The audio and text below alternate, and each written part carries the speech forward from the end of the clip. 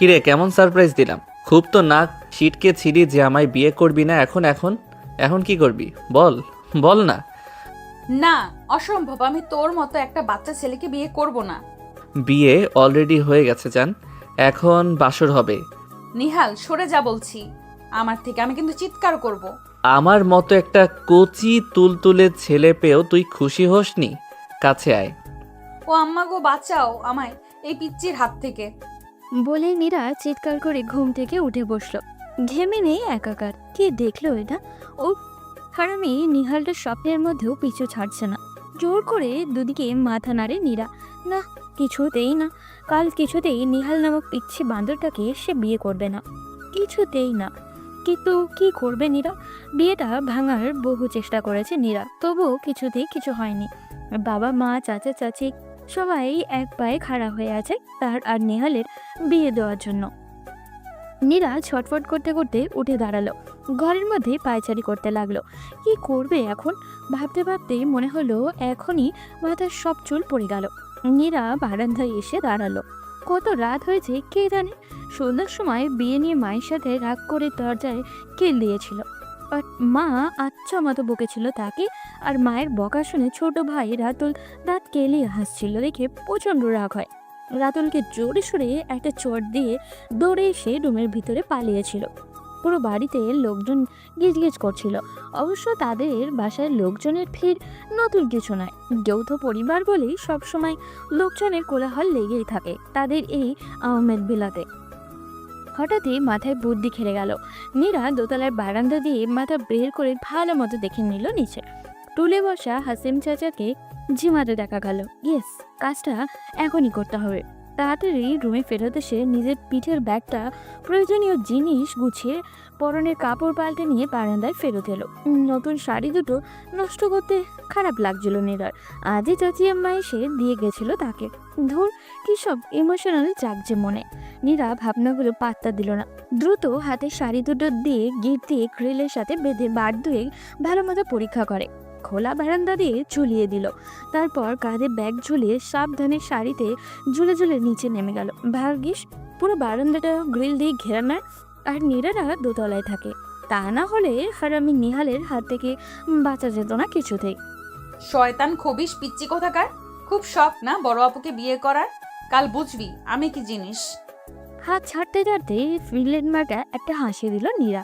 Bag থেকে বড় একটা চাদর বের করে নিজেকে ভালো মতো মুড়ে নিল।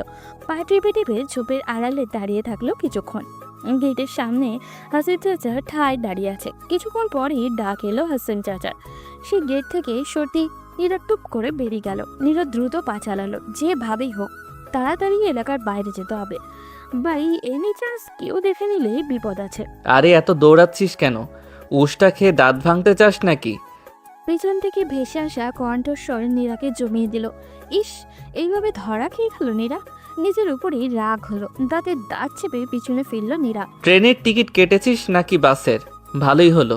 আমারও ইচ্ছে ছিল সিনিয়র আপুর সাথে পালিয়ে বিয়ে করার, কিন্তু তোকে বলার সাহস হয়নি। এমনিতেই আমাকে দেখতে পারিস না, তার উপর পালিয়ে বিয়ে? এতটা তো কল্পনা করা উচিত না। কি বলিস? বলে 24 পাটি ছকছকে দাঁত বের করলো নিহাল। নীরা রেগে বলল। তুই কি করে টের পেলি? চিবিয়ে চিবিয়ে পাল্টা প্রশ্ন করলো নীরা। উফ আপু, সরি নীরু, তুইও না কেমন বোকার মতো প্রশ্ন করিস। সেই ছোট থেকে চিনি তোকে। তোর মনে কখন কি চলবে সেটা আমার থেকে ভালো কে জানবে। তবে একটা জিনিস খারাপ করেছিস, নতুন শাড়ি দুটো এভাবে নষ্ট করাটা ঠিক হয়নি। মা এত পছন্দ করে শাড়ি দুটো কিনেছিল তোর জন্য। আবারও সেই চিরচেনা খোঁচা দেওয়া হাসি দিল নিহাল। সবচেয়ে ভালো হতো তোকে দড়ি হিসেবে ইউজ করতে পারলে। কি বললি এটা? আমি তো ধন্য হয়ে গেলাম। তুই আমাকে একবার বললেই আমি দাঁড়িয়ে যেতাম। ভাবতেই কেমন ফিল হচ্ছে, তুই আমার গা বেয়ে ঝুলে ঝুলে নামছিস। চুপ কর, যত সব আজগুবি ভাবনা তোর। নীরা চিৎকার করে বলল কথাটা। নিহাল হাসতে হাসতে বলল, নিজে বললে কিছু না, আমি বললেই দোষ। ন্যাকা। কথাটা বলে আর চোখে নীরাকে দেখে নিল নিহাল। নীরার রাগী ফেস দেখে নিহাল কথা ঘোরায়। শোন, আমি জানতাম বিয়ে না করার জন্য তুই কিছু না কিছু ঘোল অবশ্যই পাকাবি। তাই বেশি কিছু না, শুধু তোর দিকে একটু কড়া নজরদারি করতে হয়েছে। হাশেম চাচাকেও তো আমি ডাকলাম। আফটার অল তুই আমার হবু সিনিয়র বউ, তোর এতটুকু ইচ্ছে পূরণ করতে না পারলে আমার মান থাকবে বল? তুই আসলে খবিস একটা। 2 বছর বিদেশে পড়াশোনা করে নিজেকে খুব চালাক ভাবছিস না? আচ্ছা, তোর লজ্জা করে না যাকে সারা জীবন আপু ডাকলে তাকে বিয়ে করার কথা ভাবছিস? নির্লজ্জ কোথাকার। বলেই আবারও হাঁটতে শুরু করলো নীরা। নিহাল কোনো কথা না বলে নীরার পাশাপাশি হাঁটতে শুরু করলো। সে আমি আগে থেকে একটু নির্লজ্জ ছিলাম, তবু তোর কমপ্লিমেন্ট শুনে গর্ব হচ্ছে। এখন বল, যাচ্ছিস কোথায়? বড় আব্বুকে বলতে হবে তো, না হলে আবার তোর প্রেশার বেড়ে যাবে। এমনিতেই তোর টেনশনে তার ঘুম হারাম হয়ে গেছে। ঢাকায় গিয়ে কি করেছিস কে জানে। আব্বু জানে? নীরা আবারও দাঁড়িয়ে গেল, যেন আকাশ থেকে পড়লো। এমন ভাবে নিহালের দিকে তাকালো নীরা। উফ, তোরে যে আমি কি করবো রে পিচ্ছি। নীরার দুহাতে গলা টিপতে গেল নিহানের। নিহাল ভয় পাওয়ার ভান করে লাফিয়ে দূরে সরে গেল। তুই একটা কুফা আমার জন্য। আমি তোকে বিয়ে করতে চাই না শয়তান, তবুও কেন পেছনে পড়ে আছিস? তোর জন্য ঠিকঠাক মতো পড়াশোনাটা করতে পারছি না। সামনে আমার সেমিস্টার ফাইনাল, আর এই সময় আমার বিয়ে দেওয়ার জন্য বাবা জোর করে ঢাকা থেকে ধরে আনলো আমায়। কি যে বলিস না তুই, সেই ছোট থেকে তোকে বউ জেনেছি। এজন্য লন্ডনে থাকাকালীন কত সুন্দরী মেয়ের প্রপোজাল ডিনাই করলাম, আর তুই কিনা বলছিস এই কথা? তুই আমায় চ্যালেঞ্জ করেছিলি যে আমায় বিয়ে করবি না জীবনেও। আমি কি করে তোর এই ইচ্ছা পূরণ হতে দেই বল? নিহালের জবাব নীরার রাগকে বাড়িয়ে দিয়ে দিল শতগুণ। সে রাগেই গজগজ করতে করতে আবার হাঁটতে শুরু করলো। আরে আরে, যাচ্ছিস কোথায় তা তো বলবি। জাহান্নামে যাবি? তুই যেতে বললে যাব, সাথে তুই থাকলে জাহান্নামও স্বর্গ আমার কাছে। তবে মানে বলছিলাম কি, সকালে আবার বিয়ের তোড়জোড় শুরু হবে। রাতে ঘুম না হলে তো তোকে আবার পেতনিদের শর্টডান্ডি লাগবে কাল বউ সাজে। তাই বলছিলাম কি, চল বাসায় ফিরে যাই। তুই যা, আমি ঢাকায় যাব। নীরু, তুই আসলেই একটা বোকা। তোর কি মনে হয় বড় আব্বু সব জেনে শুনে তোকে আমার সাথে এমনি এমনি ছাড়লো? এখন বাজে 12:37। আমি যদি তোকে নিয়ে একটার ভেতর বাসায় না ফিরি, তবে বড় আব্বু নিজে এসে তোকে ঘাড় ধরে বাসায় নিয়ে যাবে। আর বড় আব্বুর রাগ তো তুই জানিসই। নীরা হাঁটা থামিয়ে লাল চোখ করে একবার নিহালের আপাদমস্তক দেখল। তার মনে হচ্ছে নিহালকে ঠাঁটিয়ে একটা চট দিতে নিজেকে ওকে সামনে দিল বাপের কথা মনে করে। ওর পালানোর প্ল্যানে বাবা আগেই বুঝতে পেরেছিল, এই জন্যই বুঝি এত শান্ত হয়ে বসে আছে। নীরা দীর্ঘশ্বাস ফেলে বাড়ির দিকে হাঁটা ধরল। এই পিচ্ছি নিহালের হাত থেকে ওর নিস্তার নেই কোনোভাবেই। এই তো গুড গার্ল, তুই সব কিছু সহজে বুঝে যাস বলেই তোকে এত ভালো লাগে। যাই বলিস, তোর আমার কেমিস্ট্রি জমবে ভালো। কি বলিস? জুনিয়র বরের সিনিয়র বউ, উফ, ভাবলেই তো আমার কেমন কেমন যেন লাগে। হ্যাঁ, খুব ভালো জমবে। বিয়েটা আগে হতে দে পিচ্ছি, তারপরে বুঝতে পারবি নিজেই। নীরা বাঘের মতো হেসে কথাগুলো বলল। ওকে দেখা মাত্রই হাসিম চাচা মুচকি হেসে গেট খুলে দিল। নিচতলায় বড় হলরুম পেরিয়ে দোতলার সিঁড়ি। নীরা ঘরে ঢুকতেই দেখলো বাবা আর 3 চাচা বসে আছে। নীরার বাবা হাসনাত নীরাকে দেখে কিছু বললেন না, বরং পেছনে থাকা নিহালকে দেখে বললেন, খেয়ে দিয়ে যেন ঘুমিয়ে পড়ে। নীরা ধূপধাপ আওয়াজে দোতলায় এলো। তার ভীষণ রাগ হচ্ছে বাবার উপরে। কেন জানি কেন বাবা এইরকম জোর করছে তাকে। নিহালের সাথেই কেন বিয়েটা দিতে হবে? তার যোগ্য ছেলে কি আর একটাও নেই এই তল্লাটে? কত শখ ছিল প্রেম করে বিয়ে করবে, পড়ালেখা করে নিজের পায়ে দাঁড়াবে, অন্ততপক্ষে নিজের সমবয়সী অথবা তার থেকে একটা বড় ছেলেকে বিয়ে করবে। তা না, শেষে কি না তার থেকে বয়সে 3 বছরের ছোট ছেলেকে বিয়ে করতে হবে। সব স্বপ্ন ভেস্তে যাবে এই উজবুকের জন্য। এই যুগে এসে এমনটা করে কেউ? এখনও সেই আদিম যুগের মতো নিয়ম চলছে তাদের বাড়িতে। তাদের পরিবারের অন্তত একটা বিয়ে নাকি হতেই হবে নিজেদের ভেতরে। এটাই এই বাড়ির নিয়ম। বংশ আর ঐতিহ্য ধরে রাখার জন্য নাকি এটাই করতে হবে। দাদারও বিয়ে করতে হয়েছিল চাচাতো বোনকে, যাকে তারা এখন দাদি বলে। সেই নিয়মে সোজা চাচার বিয়ে হয়েছে তার চাচাতো বোনের সাথে। এখন নীরার বিয়ে তার জুনিয়র চাচাতো ভাই নিহালের সাথে হবে। নীরার খুব অসহ্য লাগছে এই নিয়ম। কেন এমন নিয়ম মানতে হবে? ভাই বোনের মতো বড় হয়ে এখন স্বামী স্ত্রীর মতো জীবন কাটাতে হবে, এটা নীরা কিছুতেই মানতে পারে না। তার চেয়েও বড় কথা হলো নিহালকে ছোট থেকে নীরার সহ্য হয় না। কোনো ব্যাপারে নিহালের সাথে তার মিল হয় না। নীরা ডান বললে নিহাল বাম বলে। এইরকম একজনের সাথে সারা জীবন কিভাবে কাটবে তার? নীরা প্রচণ্ড মন খারাপ করে বারান্দায় বসে আকাশে মেঘে ঢাকা চাঁদটাকে দেখে। ঠান্ডা বাতাস ছুঁয়ে দিল নীরাকে, তবু তার গরম লাগছে ভীষণ। বৃষ্টি হবে নাকি? নীরা অধীর আগ্রহে বৃষ্টির জন্য অপেক্ষা করে। তোমাদের দাদাজান তার বংশের একমাত্র ছেলে ছিল। তার বাবারা 4 ভাই ছিলেন, কারোরই ছেলে ছিল না। মেয়ে ছিলাম আমরা মেলা জন। সহায় সম্পত্তি কম ছিল না। মেয়ে বেশি হওয়ার কারণে তোমাদের বড় দাদা ভীত ছিলেন সম্পত্তি কম হওয়ার, কারণ জামাইরা সবাই পরের ছেলে, কেউ ভালো কেউ মন্দ। যদিও দেখে শুনে ভালো ঘর বর খুঁজলেও জানোই তো হাতের 5 আঙ্গুল কখনো সমান হয় না। কেউ কেউ যথেষ্ট অবস্থাপন্ন হওয়ার পরেও আমাদের পারিবারিক সম্পদের লোভ ছিল তাদের। পরদাদা কি চিন্তা করেছিলেন জানি না, বংশ রক্ষা নিয়ে তার নানান রকম অদ্ভুত ভাবনা ছিল। তিনি চেয়েছিলেন বংশে অন্তত 2-1 থাকুক যারা একেবারেই আপন রক্ত। তাই অনেক ভেবেই বোধ হয় তিনি বংশ ও সম্পদ রক্ষার জন্য তোমার দাদাজানের সাথে আমার বিয়ে দিলেন। তোমার দাদাজান আর আমি দুজনেই যথাক্রমে তার বড় ও মেজ ছেলের পুত্র কন্যা ছিলাম।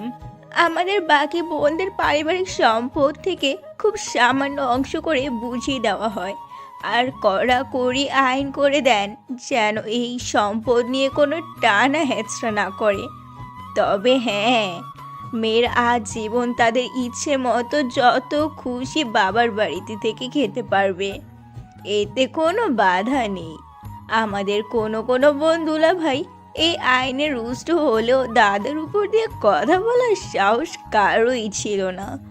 মৃত্যুর আগে দাদাজান তোমার দাদাজানকে আমাকে ডেকে বিশেষভাবে বলে গেছেন আমরা যেন তার এই নিয়মটা অক্ষরে অক্ষরে পালন করি, এবং মেয়েদের দায়িত্ব পালনে তোমার দাদাজান যেন কখনো অবহেলা না করেন সে বিষয়ে তার কাছ থেকে কথা আদায় করে নেন। এরপর তোমার দাদাজান এই পারিবারিক সম্পদ বাড়িয়েছেন বহু গুণ।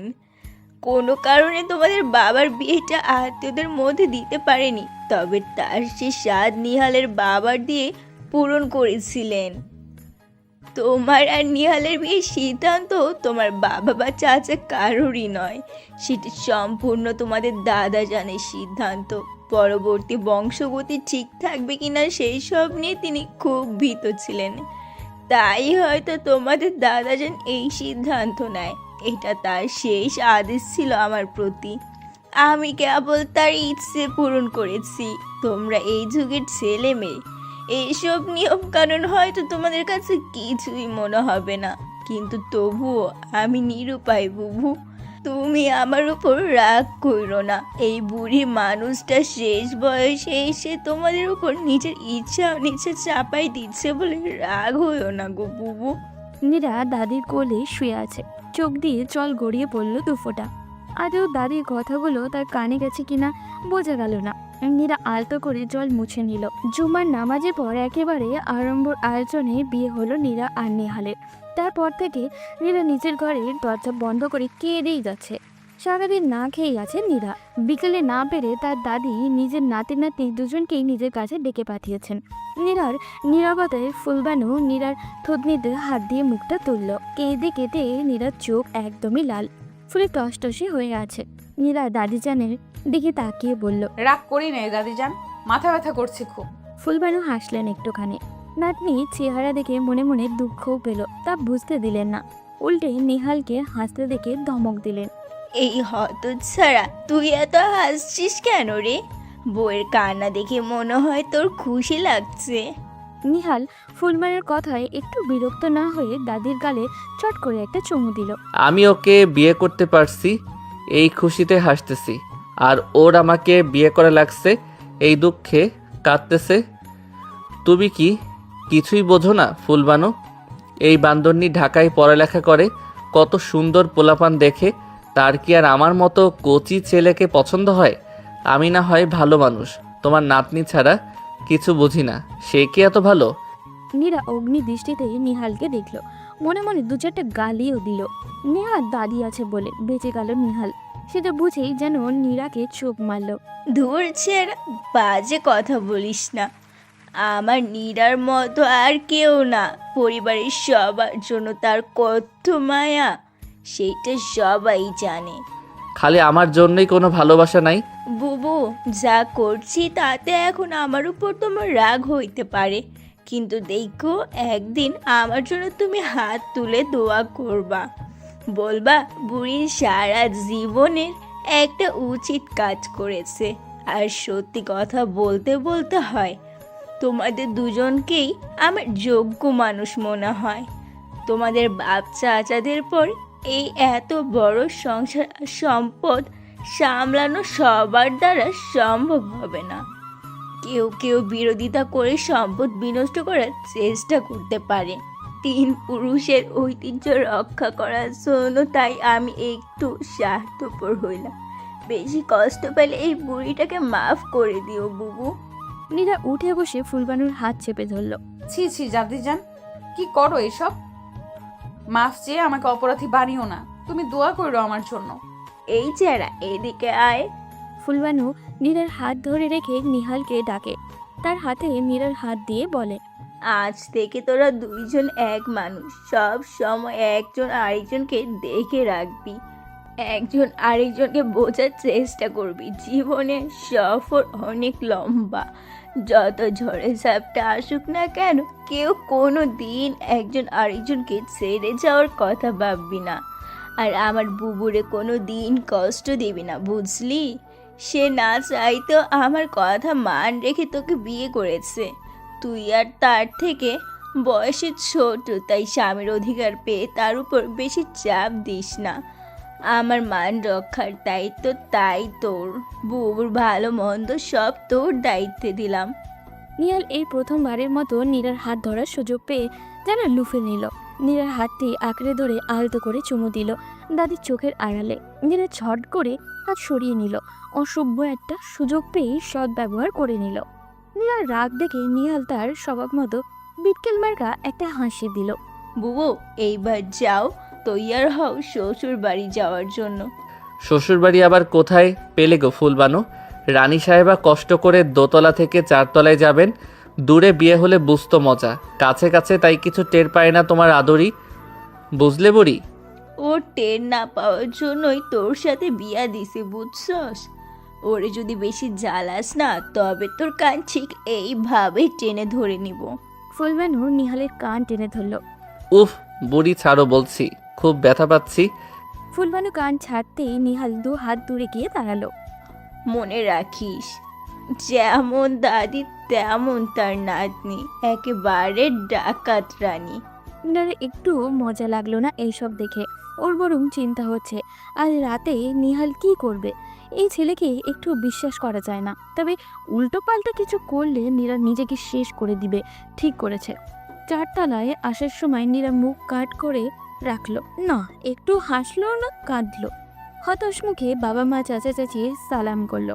চাচাতো ফুপাতো ভাই বোনগুলো দুষ্টুমির মেজাজে থাকলেও নীরার মুখের ভাব দেখে কেউ আর কিছু বলার সাহস পেল না, মজা করতেও না। পরে ওরা মনে মনে গালি দিয়ে নীরার গোষ্ঠী উদ্ধার করলেও মুখে কিছু বলতে পারল না। পারিবারিক রীতি শেষ হতেই নিহালকে ভাই বোনরা ঘিরে ধরল। ভাইয়া, এ কেমন বিয়ে হলো তোমাদের? কোনো মজা নাই? চাচার ছেলে আয়াজ বলল কথা। ছোট চাচার 2 যমজ মেয়ে মমি আর সৌমি তাল মেলালো। হ্যাঁ ভাইয়া, নীরাপুর বিয়েতে কত মজা করবো ভেবেছিলাম, অথচ কিছুই হলো না। বাকি সবাই হই হই করে উঠল। তারা পার্টি চায়, আলাদা ভাবে কোনো চাইনিজে। নিহাল হাত দেখায়। ঠিক আছে, ঢাকায় যাওয়ার আগে তোদের সবাইকে চাইনিজ খাওয়াবো, চলবে? আর তাছাড়া বিয়ের একটা অনুষ্ঠান তো হবেই পরে, এত অস্থির হচ্ছিস কেন তোরা? যে কবে হবে তার ঠিক আছে কোনো? আপুর যা মেজাজ, দেখে গেল কোনো অনুষ্ঠান করতে দেবে না বড় আব্বুকে। আচ্ছা ঠিক আছে, চাইনিজ খাওয়াবো বললাম তো। ভাইয়া, নীরা আপুকে এসব ব্যাপারে কিছুই জানাবে না, কিন্তু আপু কোনো ঠিক নেই। শেষমেশ দেখা যাবে আমাদের ওইখানেই বাতিল। কথাটা রাতুল ভয়ে ভয়ে বলল। কাল রাতে বোনের হাতে মারটা বেশ জোরেই পড়েছিল। মনে পড়লে গায়ে হাত ঘষল রাতুল। আচ্ছা যা বলবো নে, এখন তোরা শুতে যা, তো অনেক রাত হয়েছে। ভাই বোনদের বিদায় দিয়ে নিহাল নিজেদের রুমে এলো। এই প্রথম একটু বুক কাঁপছে তার। এই রুমে কেবলই নীরা আর সে থাকবে, না থাকবে কোনো আড়াল, না লুকোনোর জায়গা। মেয়ের যা মেজাজ, এতক্ষণে সবাই ছিল তাই সামলে নেওয়া গেছে। এখন ওকে দেখে কি কি বলবে কে জানে। দুরু বুকে ঘরে ঢুকে সাবধানে দরজায় লক করলো নিহাল। রুমে নীরা নেই। নিহাল বারান্দা দেখে এলো, সেখানেও নেই। দাঁড়িয়ে ভাবছিল কোথায় গেল, তখনই নীরা ওয়াশরুম থেকে বেরিয়ে এলো। নীরাকে দেখে পাক্কা 2 মিনিট থম মেরে থাকলো নিহাল। হালকা গোলাপি রঙের শাড়িতে সদ্য গোসল সেরে আসা নীরা যেন স্নিগ্ধ নদী। চুলগুলো তোয়ালে পেঁচানো, তখন মুখটা মলিন হয়ে ভেজা ভেজা চোখ দুটো মায়ার সাগর। ফর্সা গাল দুটো লাল হয়ে আছে, পাতলা ঠোঁটজোড়া শীতে কাঁপছে মৃদু। নিহাল আলমারি থেকে শাল বের করে নীরার গায়ে জড়িয়ে দিল। সবার রাগ নিজের উপর দেখানোর কি দরকার নীরা? এই শীতের রাতে কেউ গোসল করে? নীরা কোনো জবাব দিল না। আয়নার সামনে বসে তোয়ালে খুলে মাথা মুছতে লাগলো। নিহালের খুব ইচ্ছে করছে নিজের হাতেই নীরার চুলগুলো মুছে দিতে। যদিও নীরার ভিজা চেল দেখে তার শীত লাগছে কিছুটা। নিহাল বিছানায় আধশোয়া হয়ে নীরাকে দেখতে লাগলো। হঠাৎ আয়নায় চোখ পড়তেই নীরা ভ্রু কুঁচকে নিহালের দিকে তাকালো। কি দেখছিস পিচ্চি? তোকে? কেন আগে দেখিসনি? সে তো ন্যাংটো কাল থেকে দেখছি। ফিক করে হেসে দিল নিহাল। নীরার মেজার জন্য ঘি পড়ল। তোয়ালে হাতে নিয়েই দাঁড়িয়ে গেল। সব সময় এত বাজে কথা বলিস কেন? আমার চেয়ে 3 বছরের ছোট তুই। কোথ থেকে আমায় ন্যাংটোকালে দেখলি তুই? উল্টো তোকে কোলে নিয়ে ঘুরেছি আমি। তোর কোলে উঠে তবে তো দেখেছি। কচু দেখেছিস? তুই জানিস সেই মেজের মেয়েরা ছেলেদের চেয়ে মানসিকভাবে 2 থেকে 3 বছরের বড় হয়।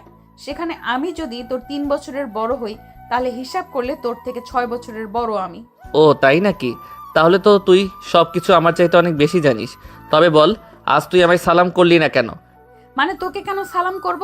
নীরা বিরক্তিকর কণ্ঠে বলল। করবি না কেন? তুই জানিস না বাসরাতে স্বামীকে সালাম করতে হয়? শখ কত! আমার বই গেছে তোর মতো পিচ্চিকে সালাম করতে। বই তো গেছে, আমি তোর স্বামী, তোর গুরুজন।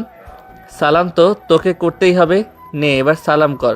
নিহাল উঠে এসে নীরার সামনে দাঁড়ালো। পারবো না তোকে স্বামী বলে মানলে তো। বলেই নীরা পা বাড়ালো বারান্দার উদ্দেশ্যে। হাতে তোয়ালেটা মেলে দেবে ভাবলো, কিন্তু তার আগেই মাথা ঘুরে গেল মনে হলো। ভয় পেয়ে চোখ বন্ধ করলো নীরা। কোমরের শক্ত হাতের বন্ধন আর পেটের কাছে অন্য আরেকটা শরীরের অস্তিত্ব টের পেয়েই চোখ খুললো নীরা। দেখলো নিহাল তাকে 2 হাতের বেষ্টনীতে জড়িয়ে ধরে আছে। গভীর চোখে এক নজরে তাকে দেখছে। নীরার প্রচণ্ড রাগ হলো। সেই সাথে মনে পড়ে গেল দাদির রুমে নিহালের কাণ্ড। এবার রাগ চাইতেও অস্বস্তি আর ভয় ঘিরে ধরল নীরাকে। নিহাল এখন কি করবে?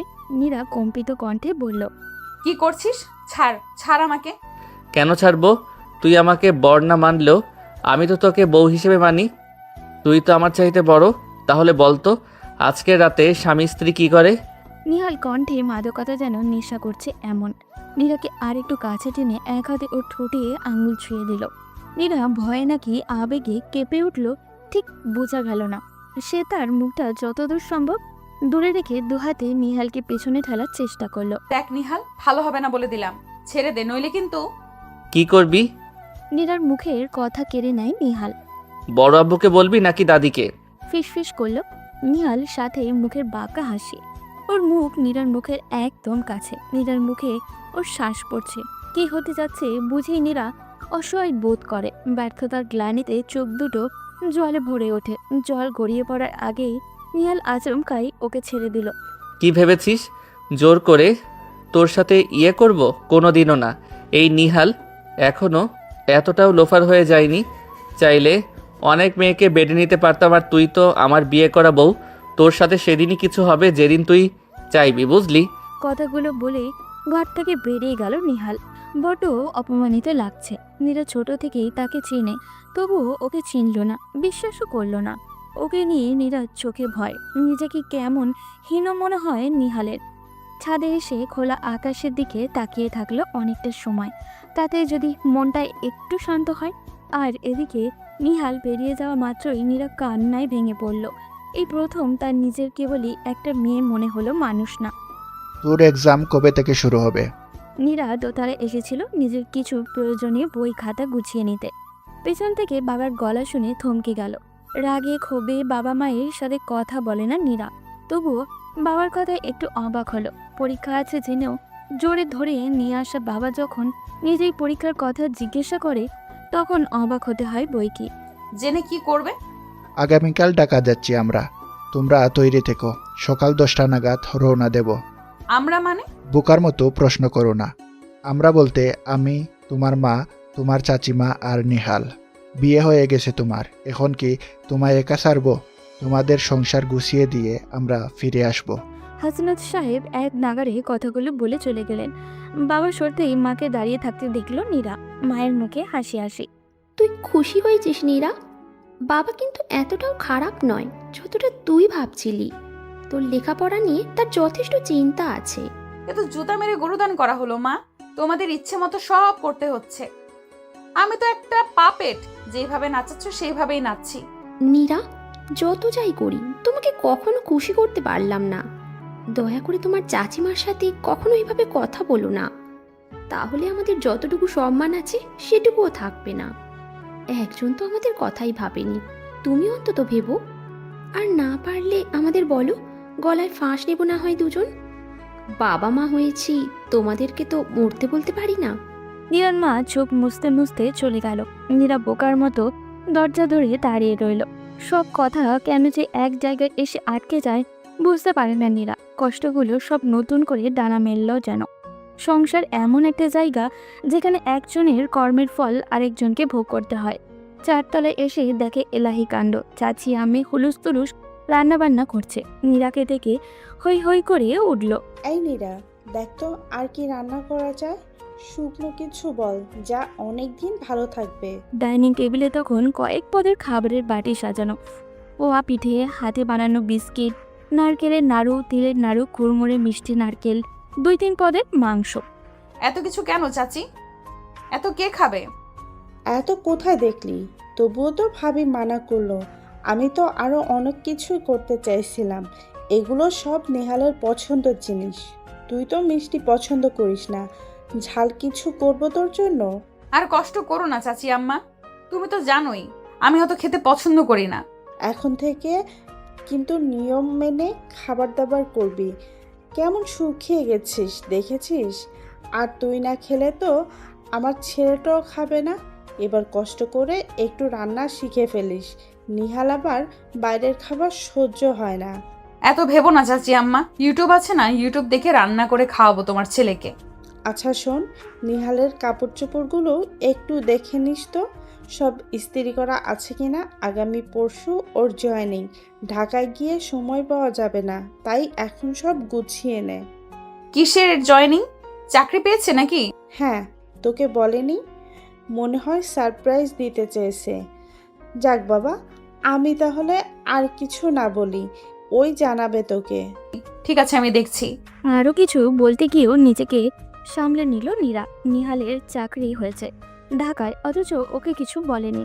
না বলুক, আমার কি তাতে? নিজেকে সান্ত্বনা দিল নীরা। বলতে এলেও শুনবে না, আর এত আগ্রহ নেই ওর।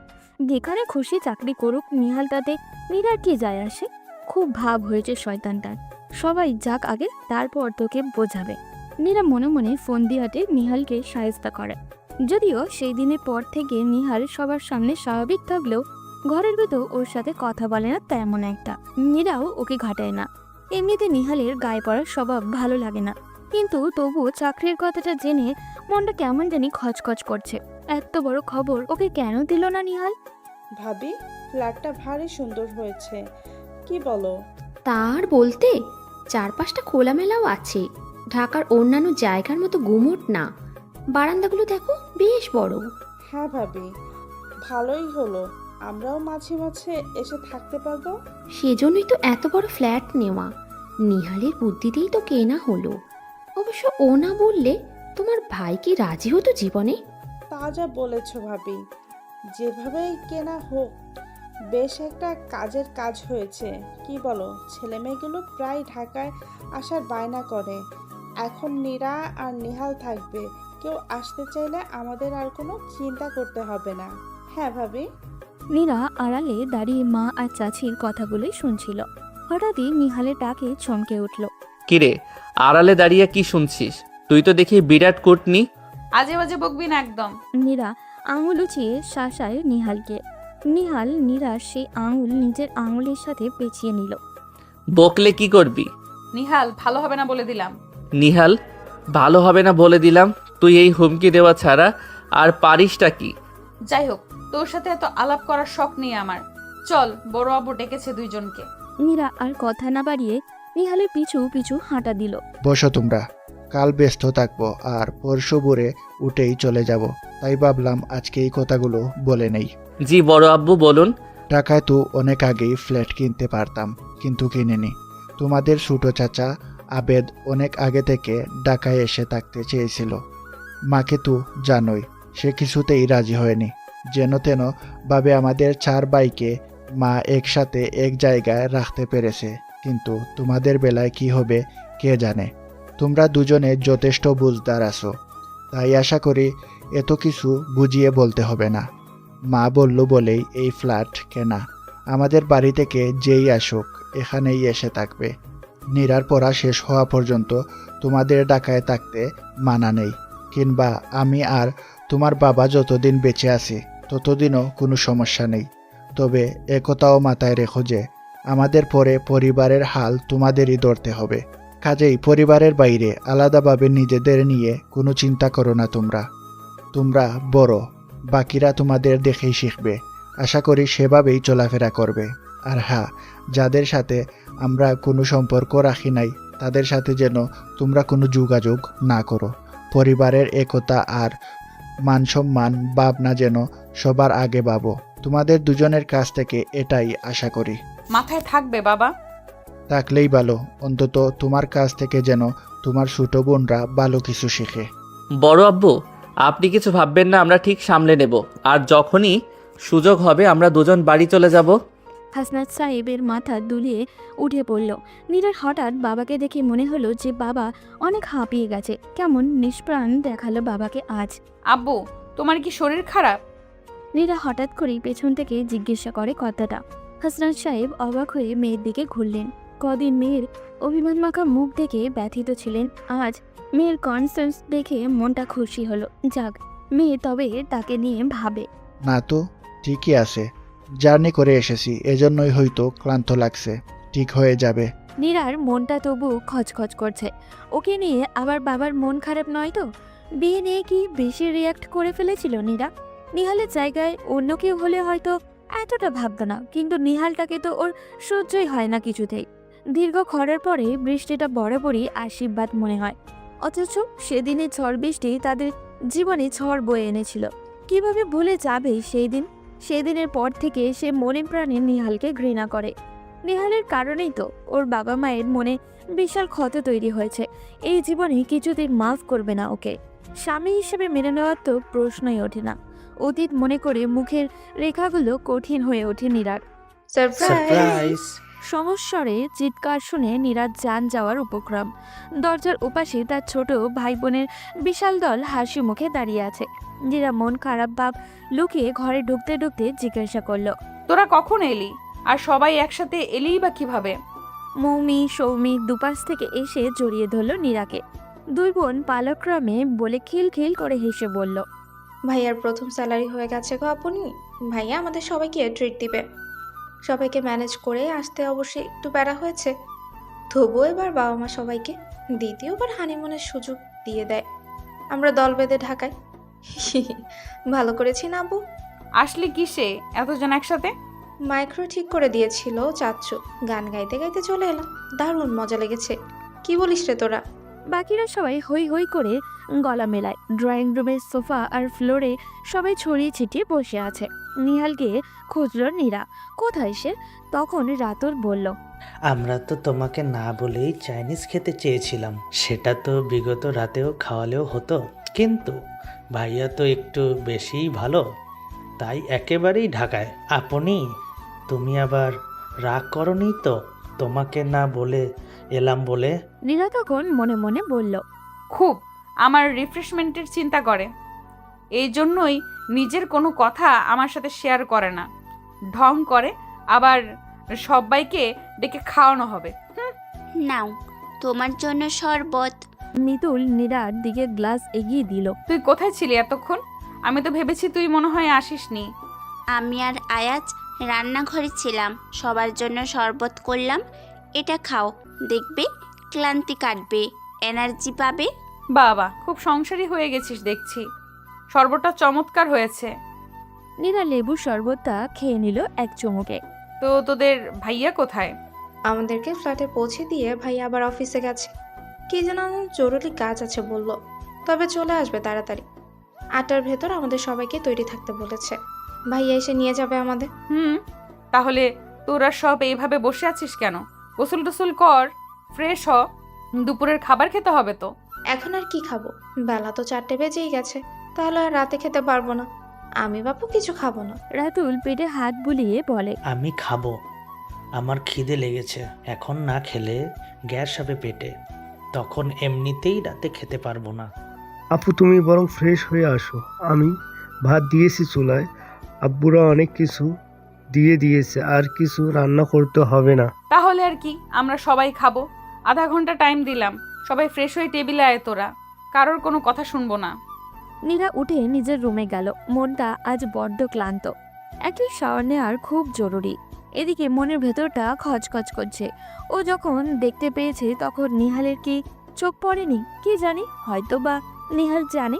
নিহালকে নিয়ে কেন যে ভালো কিছু ভাবতে পারে না নীরা, সবসময় মনের ভেতর সন্দেহ খেলা করে ওকে নিয়ে।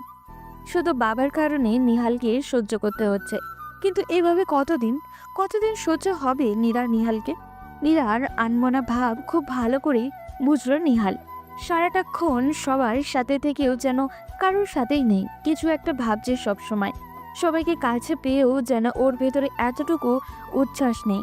নিহাল ইশারায় বার দুয়েক জিজ্ঞাসা করলে বদলে নীরা কেবল মাথা নেড়ে ইশারা করছে, কিছু হয়নি বলে। কয়েকবার খোঁচানোর চেষ্টা করেও বিফল হয়েছে। আজ নীরা কোনো উত্তরই দিচ্ছে না ওর কোনো কথার। বাড়ি ফিরে লিফট যখন ওদের ফ্লোরে থামলো, নীরা নামতে যাচ্ছিল। নিহাল পেছন থেকে চেপে ধরল মিতুলকে, বলল, এই যে চাবি, তোরা যা, আমি আর নীরা একটু ছাদে যাব। আমি যাব না, খুব মাথা ব্যথা ধরেছে আমার। নীরা হাত ছাড়ানোর চেষ্টা করে বলল কথাটা। নিহাল আবারও বলল, জরুরি কথা আছে, নীরা ছাদে চল। মিতুল তুই যা। মিতুল ঘাড় নেড়ে চলে গেল। লিফটের দরজা বন্ধ হতেই নীরা রাগী দৃষ্টিকে নিহালকে দেখল। সব সময় জোরাজোরি না করলে ভালো লাগে না তোর? তোর ভালো লাগে মানে? দেখ, আমি শান্ত মতো বললাম ছাদে চল, কথা আছে। তুই কি রাজি হলি? তোর সাথে সব ব্যাপারে আমার জোরাজোরি করতে হয় কেন করতে হয় আমি বুঝি না। এবার দয়া করে নাম। 2 মিনিট নিভৃতে আমার সাথে কথা বললে তোর গায়ের চামড়া খসে পড়বে না? নীরা চুপচাপ ছাদে উঠে এলো। ছাদটা বেশ সুন্দর, টিপটপ এক্কেবারে। বসার কিছু চেয়ারও পড়ে আছে ছড়িয়ে ছিটিয়ে। কোনায় কোনায় কিছু ফুলের গাছ লাগানো আছে। নীরা মাঝের এক চেয়ারে বসে রইল। কম পাওয়ারের একটা বাতি জ্বলছিল। নিহাল সেটা নিভি দিয়ে এলো। ভয় পাস না, আজ পূর্ণিমা, চাঁদের আলো আছে, কাজে অন্ধকার হবে না। নিহাল নীরার পাশে এসে বসলো। কিছুক্ষণ দুজনেই চুপচাপ। একসময় নিহাল নীরবতা ভাঙল। তোর কি হয়েছে নীরা? আজ তোকে খুব অন্যমনস্ক দেখছি। ওরা সবাই এলো, তুই খুশি হোসনি? কিছু হয়নি, এমনিতে পরীক্ষা দিয়ে একটু ক্লান্ত। প্লিজ মিথ্যা কথা বলিস না তো। আমার কাছ থেকে কেন যে লুকানোর চেষ্টা করিস বুঝে পাই না। তোকে বলছি না মানে? তোকে বলতে চাই না তো শুনতে চাইছিস কেন? বারে, আমি তোর বর না, কোনো কারণে তোর মন খারাপ সেই বিষয়ে আমি জানতে চাইবো না। না চাইবি না? আমি তো বলেছি যে তোকে বর হিসেবে মানি না। ওয়েট, আমি না হয় তোকে বর মানি না, কিন্তু তুই কি আমাকে বউ মানিস? নীরার কথায় নিহাল অবাক হয়ে আকাশ থেকে পড়ে। মানে কি বলছিস এসব? তোকে বউ মানি না? কে বলল? আচ্ছা মানিস, তবে তোর স্যালারি হয়েছে, তুই সবাইকে খাওয়াবি। এসব কথা ওদের থেকে আমার শুনতে হয় কেন? তুই নিজে থেকে তো কখনো আমায় বলিসনি। এই জন্যই তোর মন খারাপ? কিন্তু আমি তো তোর ভয়ে তোকে কিছু বলি না। কিছু বলতে গেলেই তুই বিরক্ত হোস। আমি তোর বিরক্তির কারণ হতে চাই না। নীরা এবার যেন একটু লজ্জা পেল। ধুর, কি বলতে কি বলে ফেলো। তো নিহালকে স্বামী বলে মানেই না, তাহলে ওর কোনো ব্যাপারে কিছু বলা না বলে কি যায় আসে ওর? ছি, নিহালটা না জানি কি ভাবছি ওকে নিয়ে। নীরা নিজেকে লুকানোর চেষ্টা করে। কিন্তু না চাইতেই তো সারা জীবনের বিরক্তির কারণ হয়ে গেছিস। এখন এত ভেবে কি লাভ? এভাবে বলছিস কেন নীরা? সেই ছোট থেকে একসাথে হেসে খেলে বড় হলাম, তখন তো ঠিকই আমার সাথে খেলতিস। তারপর কি এমন হলো যে আমায় তুই সহ্য করতে পারিস না? আমি যে ছোট থেকে তোকেই বউ ভেবে এসেছি, অন্য কোনো মেয়ের দিকে তাকাইনি পর্যন্ত। দুঃখী গলায় নিহাল বলে। ওর কণ্ঠের কম্পন টের পায় নীরা। নিহালকে দেখল। হালকা চাঁদের আলোয় নিহালকে খুব আকর্ষণীয় লাগছিল। উজ্জ্বল ভাসা ভাসা চোখে নিহালের হালকা খাড়া চুলগুলো হাওয়ায় তুলছিল। 2 মিনিটের জন্য নীরা ভুলে গেল নিহালকেও ও একটু পছন্দ করে না। বিহারের মতো তাকিয়ে থাকলো সে নিহালের দিকে। বিদেশ থেকে আসার পর এই প্রথম নীরা ভালোভাবে নিহালকে দেখল। তার মনে হলো নিহাল এই 2 বছরে আরো স্মার্ট আর ড্রেসিং হয়েছে। নিহাল কথা বলতে বলতে বার দুয়েক নীরার দিকে তাকালো। নীরাকে এভাবে ওর দিকে তাকিয়ে থাকতে দেখে একটু অবাক হলো। শুনছিস আমি কি বললাম? শুনবো না কেন? শোন নিহাল, তোর যদি কারোর দিকে তাকাতে ইচ্ছে হয় তাকাবি, দরকার হলে প্রেম করবি, কিন্তু আমার আশা ছেড়ে দে। আর আমার সাথে এত ভালো ভাব ধরারও কোনো দরকার নেই। আমি জানি তুই কি, তোর মনটা কেমন।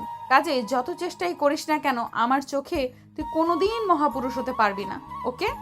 বলে নীরা উঠে দাঁড়ালো।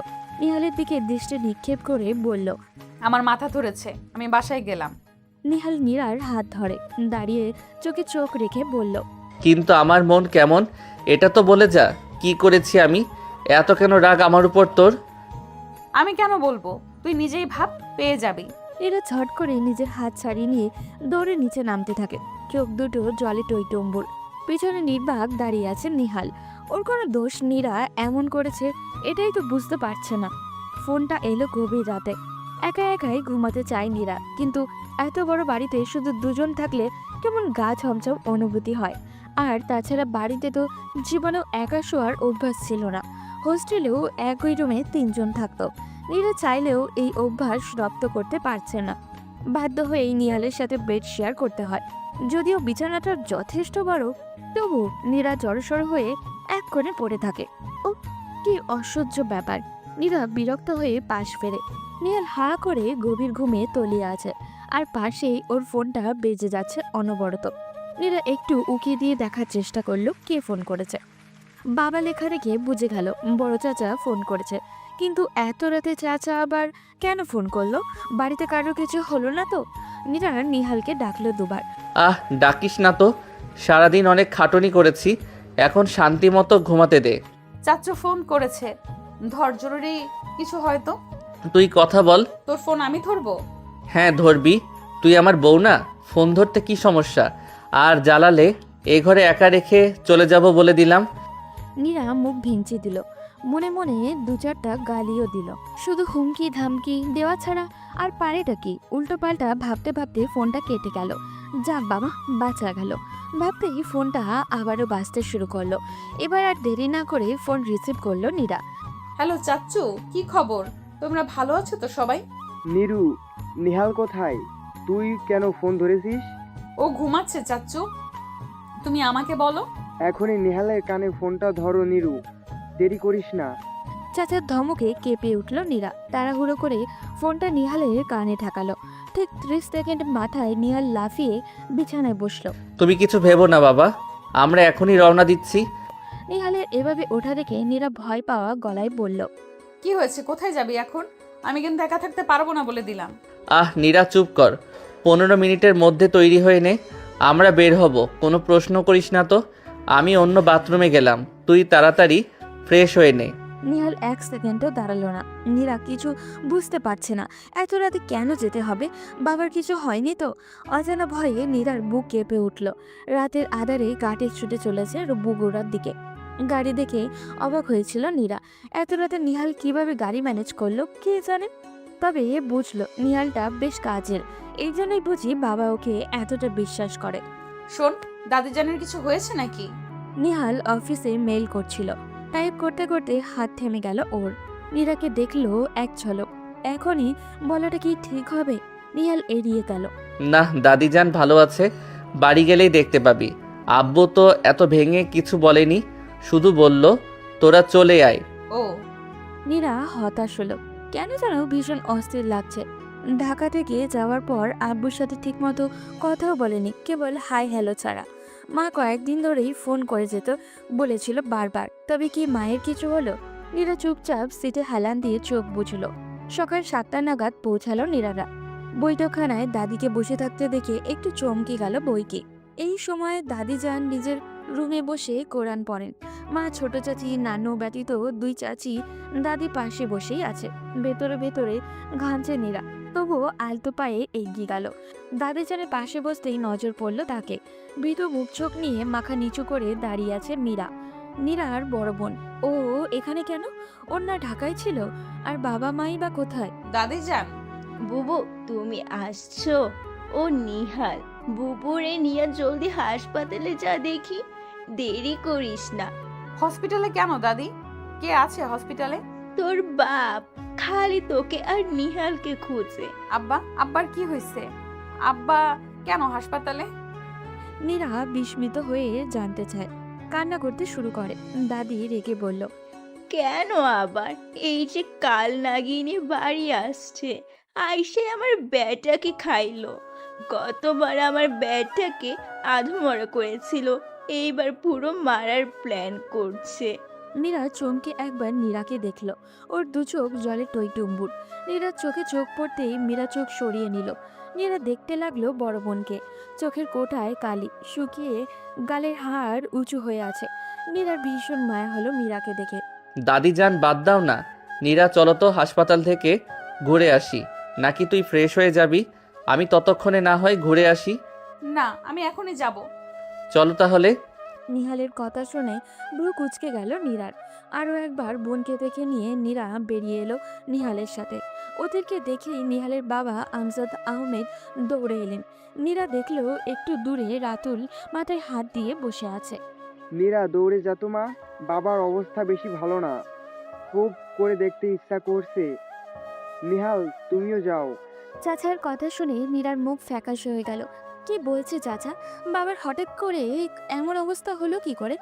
নীরা পাথরের মতো দাঁড়িয়ে আছে। মাথাটা কেমন যেন শূন্য লাগছে। টলতে টলতে দেওয়াল ধরল নীরা। ওর অবস্থা বুঝেই নিহাল এসে পেছন থেকে জাপটে ধরল নীরাকে। নীরা কেবল ঘোলাটে চোখে নিহালের পানেই চাইল। প্রাণপণে কান্না আটকানোর চেষ্টায় ঠোঁটজোড়া কামড়ে ধরল। অস্ফুট স্বরে বলল, বাবা। কাঁদিস না প্লিজ, তোকে কাঁদতে দেখলে বড় মা ভেঙে পড়বে। নীরা নিজেকে সামলে নেওয়ার ব্যর্থ চেষ্টা করে। বাবার মুখে অক্সিজেন মাস্ক লাগানো। মনিটরে হার্টবিট দেখা যাচ্ছে। মা বাবার দিকে তাকিয়ে আছে নিষ্পলক চোখে। নীরা যেতেই মা ফিসফিস করলো, বাবাকে ডাক নীরা, দেখ কেমন ঘুমিয়ে আছে। এই নিহাল, তুই ডাক, তোকে বেশি ভালোবাসে, দেখবি তোর ডাকে সাড়া দেবে। নীরা বাবার কানের কাছে মুখ নিয়ে দুবার বাবা বাবা বলে ডাকে। হাসনাত সাহেব সত্যি সত্যি চোখ মেলে। মুখের সামনে নীরাকে ঝুঁকে থাকতে দেখে একটু হাসি ফোটে তার। আলতো করে হাত তুলে নীরাকে কাছে ডাকেন। বিড়বিড় করে কিছু একটা বলেন। নীরা বোঝে না। নীরা অসহায় হয়ে নিহালের দিকে তাকালো। নিহাল ঝুঁকে বলল, বড় আব্বু কি বলছেন? হাসনাত সাহেব দুর্বল হাতে নিহালের হাতটা ধরেন। ইশারায় নীরাকে ডাকে। 2টো হাত এক করার চেষ্টা করেন। নিহাল বুঝতে পেরেই শক্ত করে নীরার হাতটা ধরে। বড় আব্বু আপনি কিছু ভাববেন না, আমি সব সামলে নেব, আপনি শুধু সুস্থ হয়ে যান। হাসনাত সাহেব একটু হাসার চেষ্টা করেন। আশ্বস্ত হয়ে চোখ বন্ধ করেন। বাবাকে এমন দেখে নীরার ভীষণ কান্না পায়। সে দৌড়ে বেরিয়ে আসে বাইরে। যতই রাগ করুক, বাবাকে ছাড়া যে জীবনটা কল্পনা করেনি নীরা। ছোট থেকেই বাবা তাকে আগলে রেখেছেন। কখনো কোনো সমস্যা হওয়ার আগে সেটা সলভ করে দিত বাবা। মায়ের চাইতে বাবাই তার কাছের মানুষ। শুধু নিজের বিয়েটা নিয়ে বাবার সাথে কেমন একটা দূরত্ব চলে এসছে। নীরা 2 হাতে মুখ ঢেকে ফুপিয়ে কেঁদে উঠল। মাথায় নরম হাতের স্পর্শ পেয়ে চোখ খোলে নীরা। আমজাদ সাহেব দাঁড়িয়ে। নীরা চাচার বুকে ঝাঁপিয়ে পড়ল। 2 দিন পর ভোরের দিকে হাসনাত সাহেব নিঃশব্দে মারা গেলেন। ডাইনি, আমাকে বিধবা বানিয়ে তোর শান্তি হয়নি? কি চাস তুই?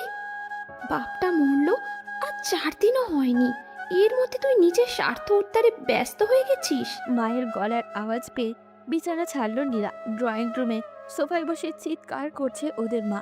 সামনেই মীরা আর রাতুল বসে আছে। ওর মায়ের পাশে দেখলো নিহালকে।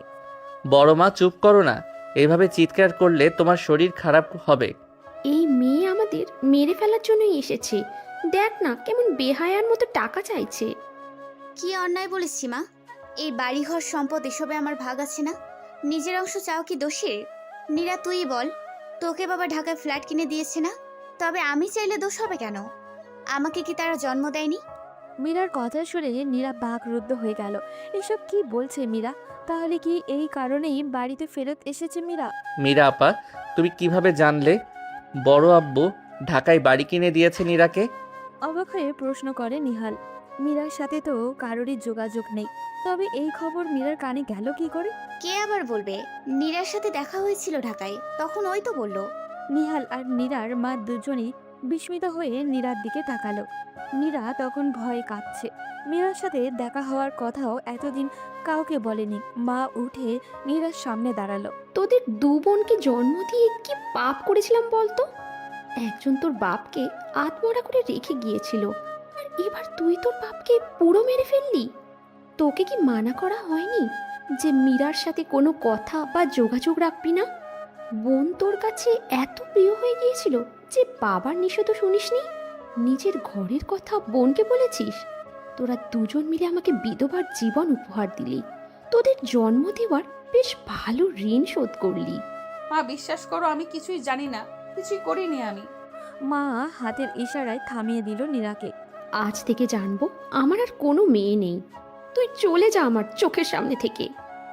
বলে মা নিজেই নিজের ঘরে গিয়ে খিল দিলেন। নীরা অসহায় চোখে একবার মীরাকে আর একবার নিহালকে দেখল। রাতুল উঠে গেল নিজের রুমে। নিহাল দীর্ঘশ্বাস ফেলে মীরাকে বলল, মীরা আপা, খুব খারাপ একটা কাজ করেছো তুমি। বড় আব্বু ঢাকায় ফ্ল্যাট কিনেছে ঠিকই, কিন্তু সেটা কারো নামে নয়, সবার উদ্দেশ্যে ফ্ল্যাট কিনেছে যাতে পরিবারের সবাই সেখানে গিয়ে থাকতে পারে। যদিও এত সব কৈফিয়ত তোমাকে দেওয়াটা আমার জন্য ঠিক না, তবুও বললাম।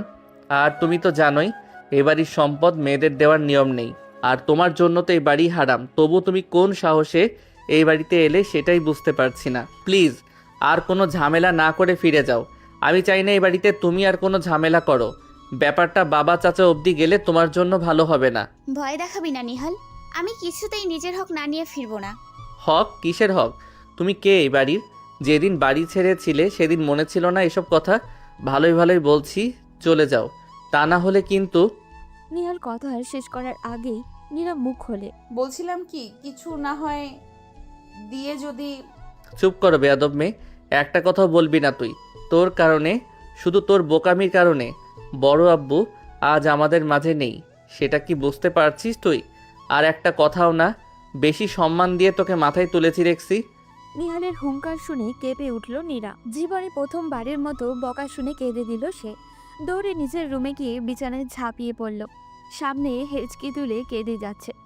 তার কি দোষ? সে তো কেবল অনেকদিন পর বোনকে দেখে আবেগে তাড়িত হয়ে গল্প করছে। বোনটা যে তার সেসব গল্প শুনে এইরকম করবে তা কি সে জানতো? সারাদিন খাওয়া দাওয়া হয়নি নীরার, কেউ তাকে খেতেও ডাকেনি। খিদেই পেট চো চো করছে। নীরারও অভিমান করে রুম থেকে বের হয়নি। যথেষ্ট হয়েছে রাগ দেখানো, এবার উঠে খেয়ে নে। নীরা ঘাড় ঘুরিয়ে দেখলো নিহাল খাবার এনেছে। নিহালকে দেখেই নীরার অভিমান যেন ফুলে ফেপে উঠল। খাবো না।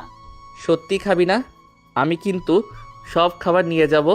যা না, একদম ভয় দেখাবি না। বেশ, তোরা বোন দুটো আসলে খুব স্বার্থপর। আমরা স্বার্থপর, আর তুই খুব ভালো।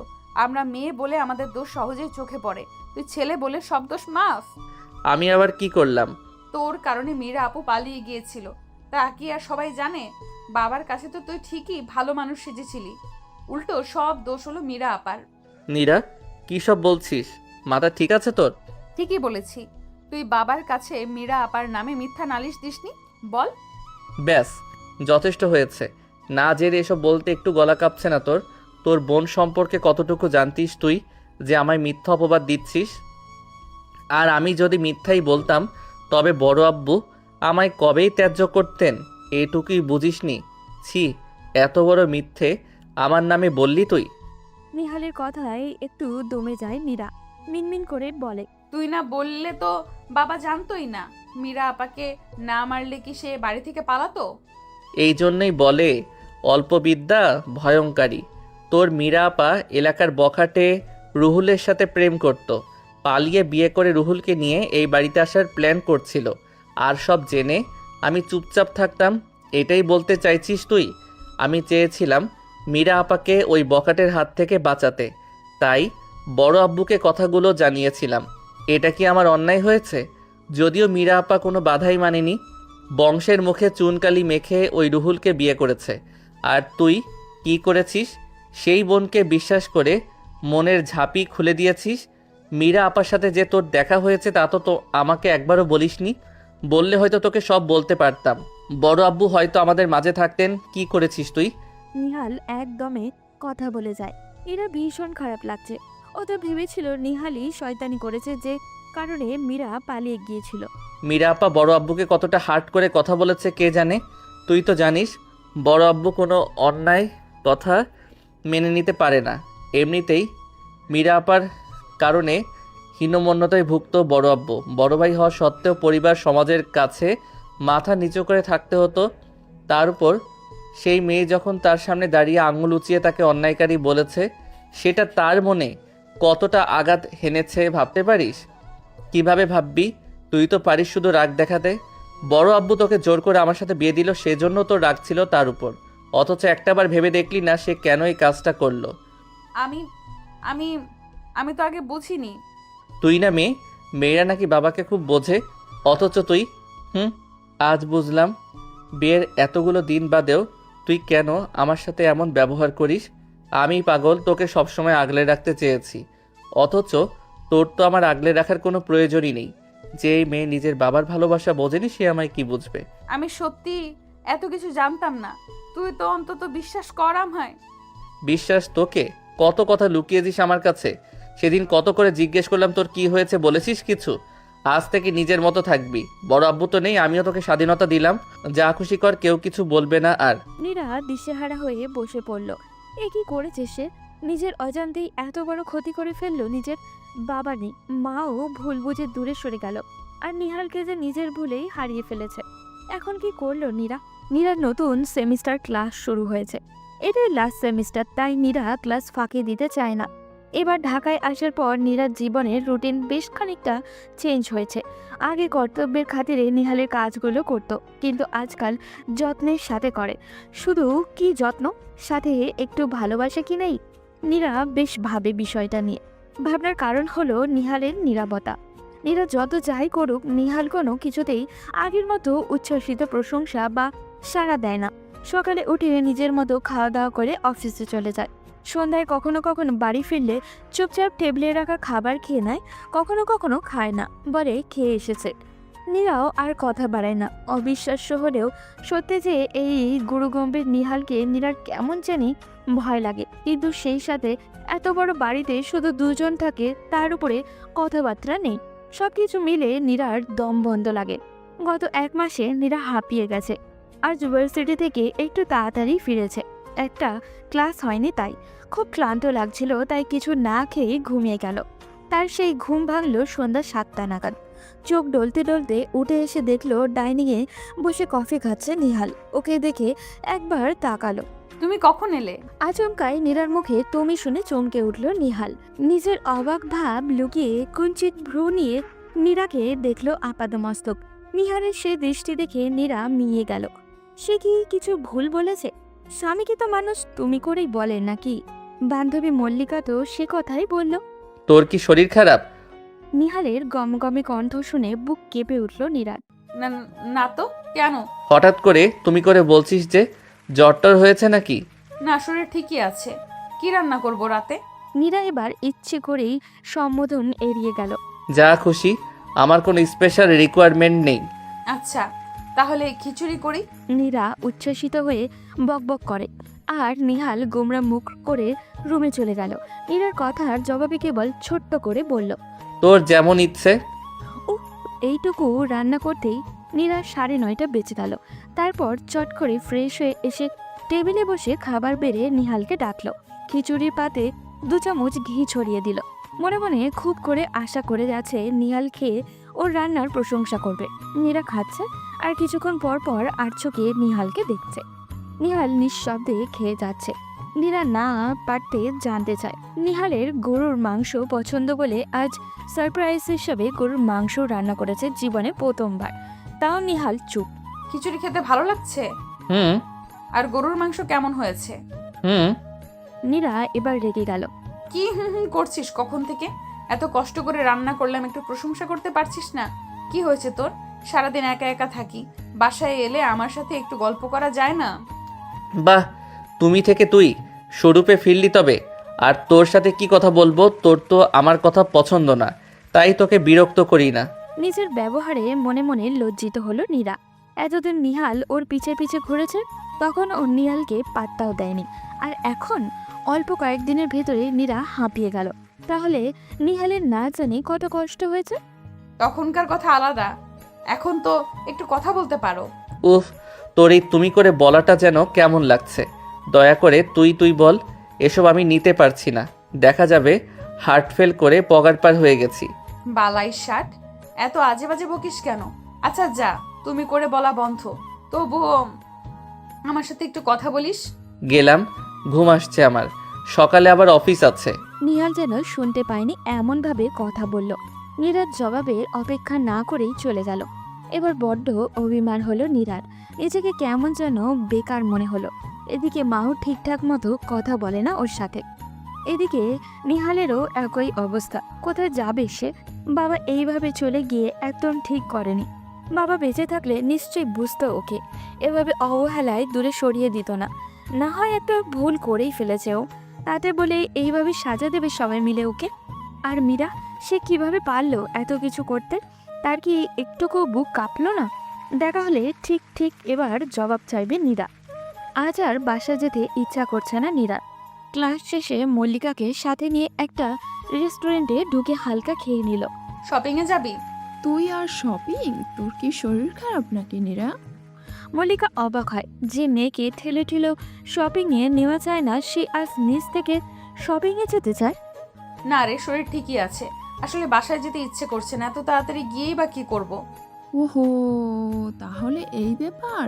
বায়ের সাথে সব ঠিকঠাক হলো তোর? কোথায় আর হলো? আগে আমার সাথে সারাক্ষণ লেগে থাকতো, আর এখন আমার দিকে ফিরে তাকানোর সময় হয় না।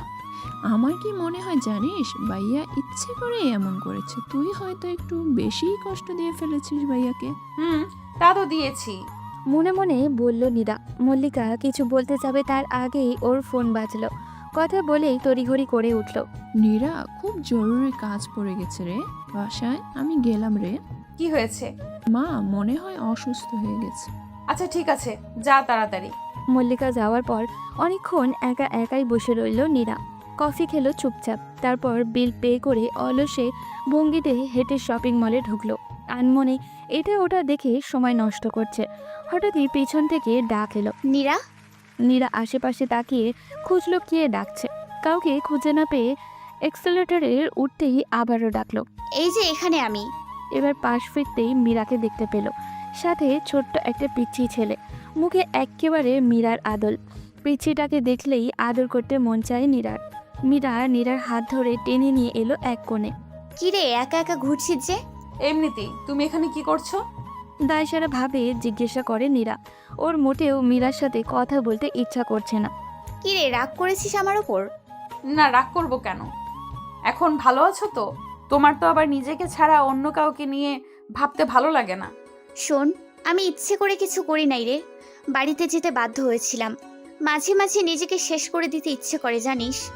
অল্প বয়সে ভুল করেছিলাম, তার মাসুল দিচ্ছি এখনো। আমি নিজেকে কখনো ক্ষমা করতে পারবো না। আমার জন্য বাবা মারা গেল। বিশ্বাস কর, আমি কখনো এরকমটা চাইনি। তাই কি চেয়েছো তাহলে? সত্যি বলছি রে, আমি বাধ্য ছিলাম। রুহুল বাচ্চাটাকে আটকে রেখে আমাকে বাবার কাছে পাঠিয়েছিল। বলেছিল টাকা না নিয়ে আসলে বাচ্চাটাকে কিছু একটা করে ফেলবে। আমি কি করব বল? বাধ্য হয়ে আমাকে বাড়ি যেতে হয়েছিল। যে বাসা থেকে নিজ ইচ্ছে বেরিয়ে এসেছিলাম, সেখানে আবার ফেরত যাওয়া কতটা লজ্জার। তোকে কিভাবে বোঝাই বলতো? নীরা কিছু বলবে না, আসলে কি বলবে বুঝতেও পারছে না। শোন, আমি রুহুলকে ছেড়ে দিয়েছি। এখন একাই আছে আমার এই পুতুলটাকে নিয়ে। নিহালি সব ব্যবস্থা করে দিয়েছে, একটা চাকরিও ম্যানেজ করে দিয়েছে। ভালোই আছি এখন। শোন নীরা, তুই খুব লাকি যে নিহালের মতো লাইফ পার্টনার পেয়েছিস। ও তোকে অনেক সুখে রাখবে দেখিস। নীরার কানে যেন আর কিছুই ঢুকলো না। তার কানে মীরার বলা কথাগুলোই বেজে যাচ্ছে অনবরত। মাথায় কেবল একটাই নাম ঘুরছে, নিহাল। আচ্ছা, নিহাল কি কখনো তাকে ভালোবেসেছিল? ওদিকে বাসায় ফিরে পুরো বাড়ি খুঁজেও যখন নীরাকে পেল না, তখন নিহালের বড্ড ভয় হলো। নীরার আবার কিছু হলো না তো? আজ সারাদিন একবারও কথা হয়নি নীরার সাথে। ভেবেছিল অফিস থেকে তাড়াতাড়ি ফিরবে, কিন্তু শেষ মুহূর্তে এসে জরুরি কাজে আটকে গেল। আর বাড়ি ফেরার কথা মাথা থেকে পুরো আউট হয়ে গেল। নিহাল বার কয়েক নীরাকে ডাকলো, কিন্তু কোনো সাড়া পেল না। নিহাল এবার ঘামতে লাগলো। কি করবে না করবে মাথা কাজ করছে না একদমই। ফোনটা হাতে নিয়ে ভাবছিল কাকে ফোন দেবে। পুরো মুহূর্তেই মনে হলো, আরে নীরাকেই তো ফোন করা হয়নি, নীরাকেই তো একবার ফোন দিয়ে দেখা যাক। ফোন বাজছে বেডরুমে। নিহাল দৌড়ে গেল, দেখলো বিছানায় ফোনটা অলস হয়ে পড়ে আছে। নিহাল মাথা চুলকে একবার ভাবলো, ফোন আছে তার মানে ফোনের মালিকও বাড়িতেই থাকার কথা। তবে সে আছে কোথায়? কি মনে হতেই নিহাল একবার বারান্দায় উকি দিল। যা ভেবেছিল তাই, নীরা দুই হাঁটুর মাঝে মাথা রেখে গুটিসুটি মেরে বসে আছে। নিহালের ভ্রু কুঁচকে গেল। এভাবে বসে আছে কেন মেয়েটা? বুকের ভেতরটা অজানা আশঙ্কায় কেঁপে উঠল। নীরা, কি হয়েছে তোর? এইভাবে অন্ধকারে বসে আছিস কেন? নিহালের গলা শুনে মীরা চমকে একবার ছট করে নিহালের দিকে তাকালো। তারপর উঠে এসে নিহালের বুকে ঝাঁপিয়ে পড়ল। নিহাল কিছুটা অবাক হয়ে দাঁড়িয়ে আছে। কে বলবে, কি করবে কিছু বুঝে উঠতে পারছে না। প্রিয় মানুষটা এত কাছে নিহালের খুশি হওয়ার কথা। এই দিনটার জন্যই তো কবে থেকে ওয়েট করেছে সে, অথচ আজ কেন যেন খুশি হতে পারছে না। কিছুক্ষণের মধ্যেই বুঝলো ওর শার্টটা বুকের কাছে ভিজে যাচ্ছে, তার মানে নীরা কাঁদছে। নিহাল নীরাকে দুহাতে আগলে ধরতে গিয়েও বুঝলো মেয়েটা কান্নার কারণে কাঁপছে ক্রমাগত। নিহাল নীরার মাথায় হাত বুলিয়ে দেয়। নীরা, কি হয়েছে, কাঁদছিস কেন? তোরা সবাই ভালো, কেবল আমিই খারাপ। আমার ভুলের কারণেই বাবাকে হারালাম। তোকেও সারা জীবন ভুল বুঝে গেলাম। আমি অনেক খারাপ, অনেক। কে বলেছে তোকে? আমি বলেছি কিছু? আমি জানি, তোর বলতে হবে কেন? মা তো নিজের মুখেই বললো সেদিন, শুনিসনি? ওটা তো বড় মা রাগের মাথায় বলেছে, কিন্তু সবাই জানে তোর মন কতটা ভালো, সবার জন্য তুই কতটা ভাবিস। আমি সত্যিই খারাপ। তোর সাথে এতদিন খারাপ আচরণ করেছে, অথচ তুই কিছুই বলিসনি আমাকে। আলতো করে নীরার মুখটা তুলল নিহাল। চোখের পানি মুছে দিতে দিতে বলল, পাগলি, কেঁদে কেটে আমার শার্ট ভিজিয়ে দিয়েছিস। আর কত কাঁদবি? আর খামোখায় কাঁদছিসই বা কেন? কি হয়েছে? কেউ কিছু বলেছে তোকে? কারোর কিছু বলতে হবে কেন? আমি কি এতটাই অবুঝ যে নিজে নিজে কিছু বুঝবো না? তুই তো নিজেকে সাধু সন্ন্যাসীর কাতারে ফেলে দিচ্ছিস, আর আমি ভিলেন হচ্ছি দিন দিন। চুপি চুপি কোথায় কি করে বেড়াস সেসব আমাকে জানানোর প্রয়োজনও বোধ করিস না। তা আমাকে জানাবি বা কেন? আমি কে তোর বউ? তো মানিস না আমাকে। ঝাঁজের সাথে কথাগুলো বলে নীরা। নীরার কথা শুনে নিহালের চক্ষু কোটর থেকে বের হওয়ার উপক্রম। বলে কি মেয়ে, একটু আগের কান্না করার নারী থেকে এখন একেবারে রাগিনী রূপ। আমি তোকে বউ মানি না নাকি তুই আমাকে বর মানিস না? তুই তো এই সম্পর্ককেই স্বীকার করতে চাস না। তবে আমি কেন আগ বাড়িয়ে তোর সাথে কথা বলতে যাব? বল, মানিস আমাকে? আমি মানি বা না মানি, তুই তো মানিস। তবে আমাকে কিছু জানাস না কেন? কি বলিনি তোকে? এই যে মীরা আপাকে তুই সাহায্য করেছিস, সে বড় বিপদে পড়ে আমাদের ওখানে গিয়েছিল। এসব তো বলার ব্যাপার নয় যে বলবো। তাছাড়া বড় আব্বু নেই, এসব বলে খামোখাই বাড়িতে সকলকে টেনশন দেওয়ার দরকারটা কি? আমি অন্য কাউকে বলার কথা বলছি না, আমাকে বলার কথা বলছি। তোর নিজের জানার ইচ্ছা থাকলে তুই নিজেই জানতে পারতি। সেই কবে মীরা আপা পালিয়ে গিয়েছিল, সেটাতে তুই আমাকে দোষী ভেবে বসে আছিস। আমি কেন তোকে কিছু বলতে যাব? পরে ভাববি আমি তোর কাছে ভালো সাজার জন্য এসব করছি। নিহাল অভিমান ভরা কণ্ঠে বলে কথাটা, এরপর আবারও খানিকটা থমে গেল। অথচ আমি চেয়েছিলাম মীরা আপা যেন ওই ছ্যাঁচড়ার সাথে না পালায়, তাই বড় আব্বুকে এসে বলেছিলাম। বড় আব্বুর রাগ বেশি, সে কিছু না ভেবেই মীরা আপাকে পিটুনি দিল। আর মীরা আপার জেদ আরও গেড়ে বসলো। সে পরদিন ভোরেই সুযোগ বুঝে পালালো। এতে আমার কি দোষ সেটা বল? নীরা ভারী লজ্জা পেল নিহালের কথা শুনে। সে নিহালের বুকের ভিতর আরেকটি লেপ্টে গেল। বাবার মীরা আপাকে এভাবে মারতে দেখে তোকে দোষী মনে হয়েছিল। তুই তো জানিস না, মীরা আপার যাওয়ার পর মা রাতে ঘুমাতো না। মাঝে মাঝে মাকে দেখতাম লুকিয়ে লুকিয়ে কাঁদতে, আর বাবা কেমন চুপচাপ হয়ে গেছিল। দেখেছিস তো, সেই রাগে মানুষটাকে আর খুঁজে পাইনি কখনো। দেখেছি বলেই তোর সাথে বিয়েতে আমি আপত্তি করিনি, কারণ তার ভয় ছিল তুইও মীরা আপার মতো কোনো ভুল না করে ফেলিস। অথচ তোকে নিয়ে বড় আব্বুর অনেক স্বপ্ন ছিল, বলতো বুঝলি নিহু? আমার এই মেয়েটা অনেক ভালো, ওই একমাত্র এই পরিবারটাকে একটা বাঁধনে বেঁধে রাখতে পারবে, ও সবাইকে মানিয়ে চলতে পারে। সেই তুই কিনা আমার সাথে বিয়ে নিয়ে কত কিছু করলি। আচ্ছা বলতো, আমি কি এতই খারাপ যে তুই আমার সাথে এমন ব্যবহার করেছিস? জানি না, তুই তো খারাপই। তুই খারাপ না হলে বাবা কেন আমার চাইতে তোকে বেশি ভালোবাসে? আমার বড় তুই, কেন ছোট থেকে আমার উপর অধিকার খাটাতি? বড়রা ছোটদের শাসন করে, উল্টো তুই আমাকে শাসন করতি। ও দেখি ছাড় তো, এভাবে চুপচাপ বসে থেকে খামোখায় আমাকে টেনশন দিয়েছিস। এখন দয়া করে ফ্রেশ হতে দে, আর কিছু খেতে দে। নিহাল নীরাকে ছেড়ে একটু দূরে সরে দাঁড়ায়। হঠাৎ করে নিহালকে এমন ঠান্ডা গলায় কথা বলতে দেখে নীরা অবাক হলো। মনে মনে ভাবলো, ওর আবার কি হলো। ঠিক আছে, তুই ফ্রেশ হয়ে আয়, আমি টেবিলে খাবার দিচ্ছি। নীরা উৎসুক দৃষ্টি নিয়ে তাকিয়ে আছে নিহালের দিকে। খাবার আইটেম খুবই সামান্য, খিচুড়ি, ডিম ভাজি আর বেগুন ভাজা। নিহাল চুপচাপ খেয়ে যাচ্ছে, কিছু বলছে না। নীরারও প্রচণ্ড খিদে পেয়েছে, অথচ ও চাইছে নিহাল একবার ওকে খেতে বলুক নিজ মুখে। খিচুড়ি কেমন লাগছে খেতে? ভালো। তুই না খেয়ে বসে আছিস কেন? এই তো খাচ্ছি। প্লেটে ভাত নিতে নিতে নীরা ভাবছিল মীরার সাথে দেখা হওয়ার কথা বলবে কিনা। ভাবতে ভাবতে বলেই ফেলল, আজ মীরা আপার সাথে দেখা হলো, সাথে আপার ছেলেও ছিল। তারপর? তোর সাথে যে মীরা আপার যোগাযোগ আছে সেটা বলিসনি তো? যতটুকু যোগাযোগ রাখা প্রয়োজন ততটুকু রেখেছি। আমার ব্যক্তিগত কোনো বেনিফিটের জন্য তো যোগাযোগ রাখিনি, এটা আর আলাদা করে বলার কি আছে? বুঝলাম, তুই নাকি তার অনেক উপকার করেছিস। নিহাল এবার খাওয়া থামিয়ে নীরার দিকে তাকালো। মীরা আপার কথা শুনেই কি তোর মনে আমার জন্য প্রেম জেগেছে? দুদিন আগেও তো আমাকে তোর সহ্য হতো না, আর আজ এত কথা বলছিস যে? না, ব্যাপারটা সেরকম নাই। তাহলে কি রকম আমাকে একটু বুঝিয়ে বল। তোর নিজের তো আমার প্রতি বিশ্বাস নেই, অন্যের কথা শুনে এখন এসেছিস। ছোট থেকে একসাথে বড় হয়েছি, তবুও আমার প্রতি তোর কোনো ফিলিংস নেই। তাহলে এখন কিসের জোরে এত কথা বলছিস? আসলে তুই যা ভাবছিস তা নয়, তোকে কখনো স্বামী রূপে ভাবিনি। নিজের পরিবারের ভেতরে বিয়েটা আমার ভালো লাগে না।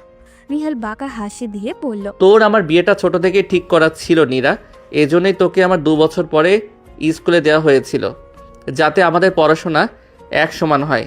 যেহেতু আমার সাথে তোর ম্যাচ হয়, তাই পরিবারের বড়রা নিজেদের ভেতর আগে থেকেই কথাবার্তা বলে রেখেছিল। এসব কি তুই জানতিস না? জানতাম, কিন্তু মানতে চাইতাম না। আর মীরা আপার ঘটনার পর তো আরও না। আমাদের জীবনের অশান্তির জন্য তোকেই দায়ী মনে হতো। আর এখন কি মানতে পেরেছিস? নেহাত আমি বড় আব্বুকে খুব ভালোবাসি, তাই তোর সব বাজে ব্যবহার সয়ে গেছি। ও হ্যাঁ, আরও একটা কারণ আছে। ছোট থেকেই তোকে বউ ভেবেছি, তাই মনের অজান্তেই তোকে ভালোবেসে ফেলেছিলাম। তবে তোর দিক থেকে সাড়া না পেয়ে নিজেকে গুটিয়ে নিয়েছি। দাদিজান না থাকলে হয়তো সম্পর্কটাই ঝুলিয়ে রাখতাম না। বুড়িকে এই বয়সে আর দুঃখ দিতে চাই না। আমাদের নিয়ে বুড়ির আশা অনেক। কি বলছিস এসব? আমি তো এমনটা কখনো বলিনি। মুখে না বললেও আচরণে বুঝিয়েছিস তো। পুরনো কথা কেন তুলছিস? ও তুলবো না? এখন কি একদিনে আমায় ভালোবেসে ফেলেছিস? শোন নীরা, আমি তোর ভালোবাসাটা চাই। তুই মন থেকে যখন আমার জন্য ফিল করবি তখন আমায় বলিস, কিন্তু অন্য কারো কথা শুনে আমাকে ভালো ভেবে আমার প্রতি অ্যাট্রাক্ট হওয়া চাই না, বুঝেছিস? নিহাল অর্ধেক খাওয়া রেখে উঠে পড়ে। তা দেখে নীরা বলল, কি হলো, উঠলি যে? খাবি না? না থ্যাঙ্কস, কষ্ট করে আমার জন্য রান্না করেছিস। নিহাল হাত ধুয়ে নিল। নীরার কান্না পেয়ে গেল আচমকায়। সে তো নিহালকে ভালোবাসতে চায়, বুঝতে চায়, তাই বলে এত কড়া কথা শোনাবে? সে না হয় জেনে ভুল করেই ফেলেছে, এখন কি সারা জীবন ভুলের খিসরত দিতে হবে নাকি? নীরা নিজে থেকে চোখ মুছল। না, নিহাল ঠিকই বলেছে, ভুল যেহেতু ওর, তাই শুধরে নেওয়ার দায়টাই ওর। সে ঠিক আবার নিহালের মন জয় করে নেবে, সেই সাথে মায়ের রাগটাও পানি করে দিবে। বাবা নেই তো কি হয়েছে? মীরা আপার কারণে বাবা যতটুকু দুঃখ পেয়েছিল, অপমানিত হয়েছিল, পরিবার আর সমাজের কাছে তার চাইতে দ্বিগুণ সম্মান আর ভালোবাসার সে বাবাকে ফেরত দিবে। তখন নিশ্চয়ই মা তাকে মাফ করে দিবে। বাবার বিশ্বাস আর ভরসার পরীক্ষায় তার উত্তরে যেতে হবে। সব কিছু ভেবে নিয়ে নীরা মনে মনে ভারী শান্তি অনুভব করে। নিজের ভেতরে একটা প্রেরণা পায়। টেবিল গোছাতে গোছাতে নিজের অজান্তেই গুনগুন করে গান গেয়ে উঠল, ঠোঁট তার মৃদু হাসি। মা তোমরা? নিহাল বোকার মতো তাকিয়ে আছে মায়ের দিকে। শুধু তোর মা না, সাথে আমরাও এসেছি। ওপাশ থেকে বাবার কণ্ঠ শুনে নিহাল এবার ঘরের ভেতর পা রাখে। তোমরা কখন এলে বাবা? নীরার সাথে কথা হয়েছিল, কই ও তো কিছু বললো না। আমি মানা করলাম তোকে সারপ্রাইজ দেব বলে। বাড়ি থেকে এসেছিস তো প্রায় 3 মাস হয়ে গেল, অথচ বাড়িতে যাচ্ছিস না। ওদিকে তোর দাদি জানতো তোকে দেখার জন্য পাগল প্রায়। এক নিঃশ্বাসে কথাগুলো বলে যায় নিহালের মা মনিরা। আর বলো না, অফিসে একটা প্রজেক্টের কাজ শুরু হয়েছে যার দায়িত্ব আবার আমার। দম ফেলার সময় পাচ্ছি না। তো ফুলবানুকে সাথে করে আনলে না কেন? তাকে আবার আনতে হবেই, সেই উল্টো আমাদের নিয়ে এলো জোর করে। সারা রাস্তা খুব কষ্ট হয়েছে, অসুস্থ হয়ে গেছে, এখন মনে হয় শুয়ে আছে। বাবার কথায় ব্যস্ত কণ্ঠে নিহাল বলল, আচ্ছা, আমি তাহলে দাদিজানের সাথে দেখা করে আসি। আরে ব্যস্ত হোস না, নীরা আছে সাথে। তুই বরং হাত মুখ ধুয়ে ফ্রেশ হয়ে নে, কথা আছে তোর সাথে। নিহাল মাথা নেড়ে বেডরুমে যায়। মিতুলের জন্য ভালো একটা প্রস্তাব এসেছে বিয়ের, এই কারণেই ঢাকায় আসা। আমজাদ সাহেবের কথায় একটু বিস্মিত হয় নিহাল, অবাক হয়ে বলে, মিতুলের বিয়ে এত তাড়াতাড়ি? কেবলই তো ইন্টার পাস করলো। ছেলেও তেমন একটা বয়স না, সদ্য ইঞ্জিনিয়ারিং শেষ করেছে, এখন আমেরিকায় মাস্টার্স করতে যাবে, তার আগেই বিয়ে করতে চাই। মীরার সাথে কথা হয়েছিল, ও তো বলল ভালোই হবে। তুমি কি বলো? এবার মনে হয় নিহাল আকাশ থেকে পড়ল। নীরা কবে থেকে ওর বাবা মায়ের এত ক্লোজ হলো যে ওর আগে নীরাকে সব বিষয় জানতে হবে, আর ও ডিসিশন দেওয়ার কে? ভালো মন্দ বোঝার জ্ঞানী বাবার কত দূর। নীরার উপরে ভীষণ রাগ হলো নিহালের, কিন্তু বাবার সামনে বসে আছে বলে নিজেকে সামনে নিল। রাতে এ বিষয়ে নীরার সাথে কথা বলবে ভেবে রাখলো। মিতুল কি রাজি? আমার তো এখন কিছু জিজ্ঞেস করেনি, বরং তুমি আর নীরা মিলে ওর মতামতটা নিয়ে নাও। সব কিছুই ঠিক থাকলে ছেলের সাথে কথা বলেই ফিরবো। আচ্ছা, কথা বলে দেখবো। নীরা দাদিজানের পা টিপে দিচ্ছিল। নিহালকে দেখে হাতে কিছুক্ষণের জন্য ঢিলে হলো ওর। গায়ে সবুজ রঙের গেঞ্জি আর ট্রাউজার নিচের নিহালের গায়ের রং ফুটে উঠেছে যেন। হালকা খোঁচা খোঁচা দাড়িতে নিহালকে ভারী আকর্ষণীয় লাগছে। ধুর, কী সব ভাবছে সে? মনে মনে লজ্জিত হলো নীরা। গাল লাল হলো ওর। মাথা নামিয়ে আবারও পা টেপায় মন দিল।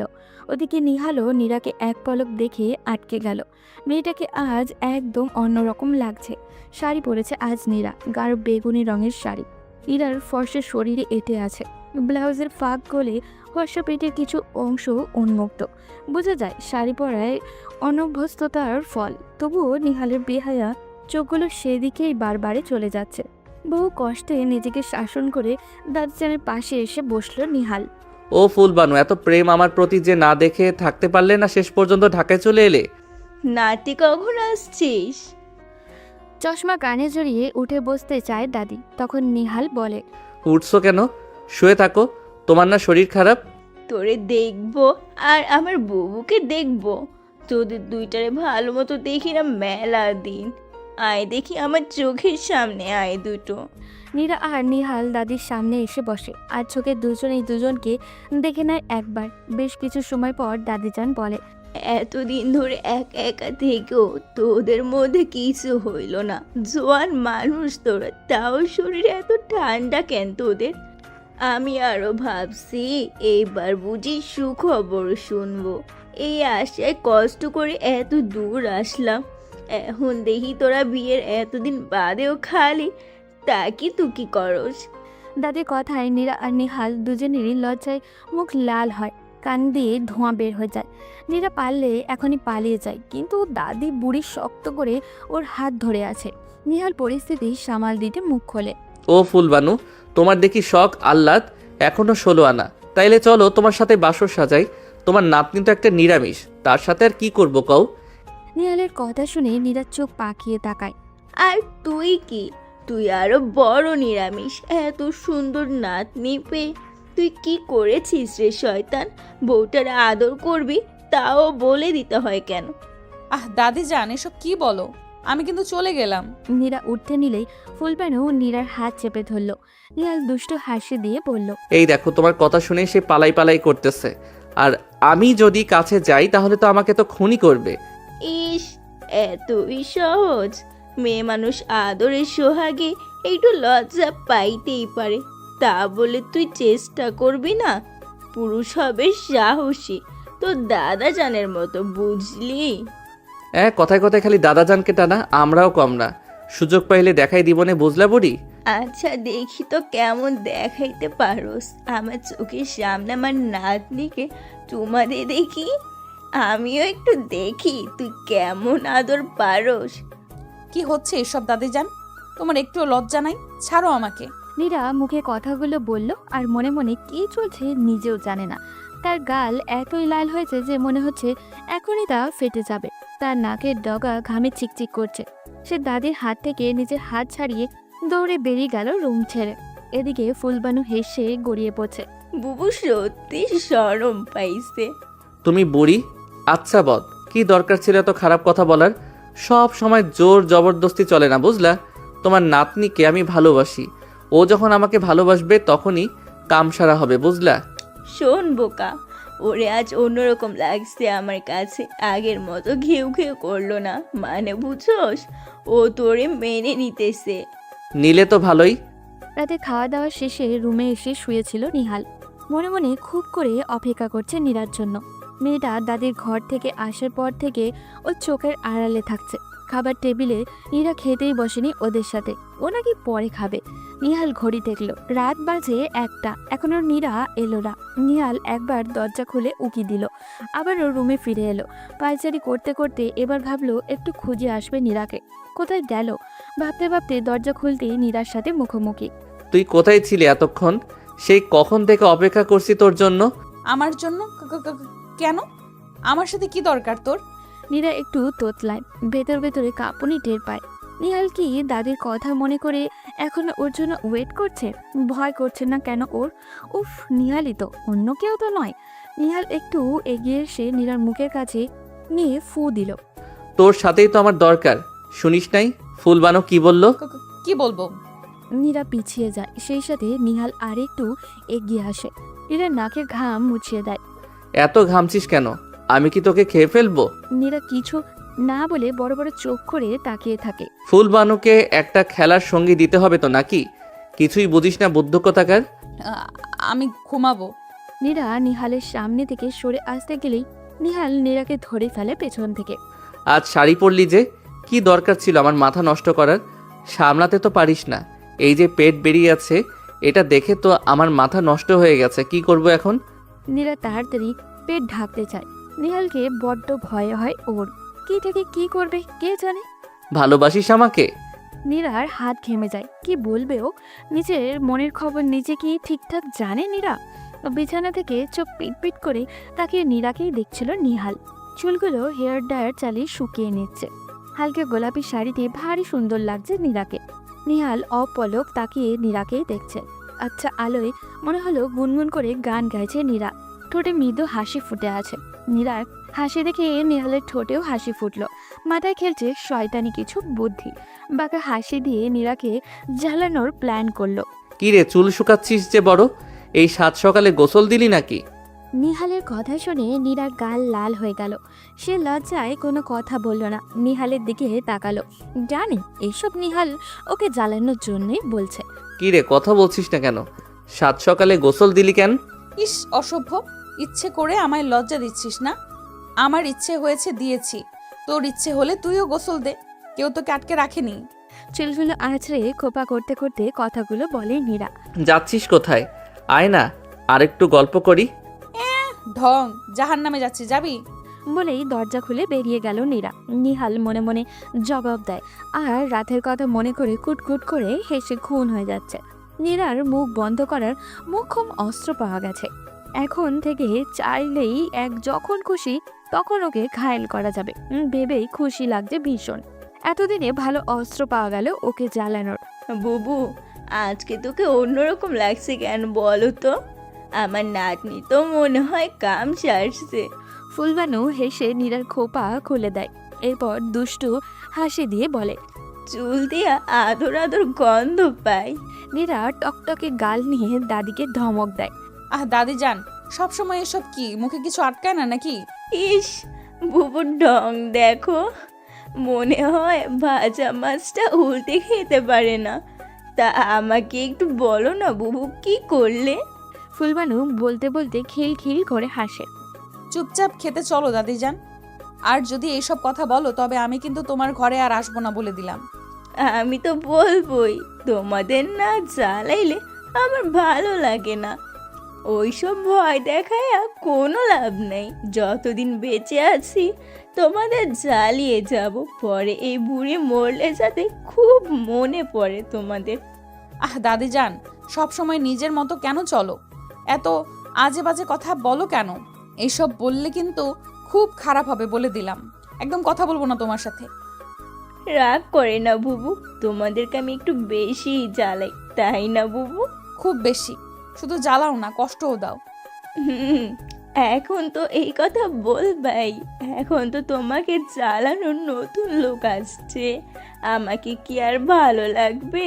উফ দাদি যান, তুমি পারো বটে, আমি কি তাই বললাম? খুব বুঝছি তুমি কি বলতে চাও। এক রাতের আদর্শ আগে দাদিকেই ভুলে গেছো। মীরা এবার ভয়ে চুপসে যায়। টেবিলে সবাই বসে আছে, পাশে দাদি চাচিরা।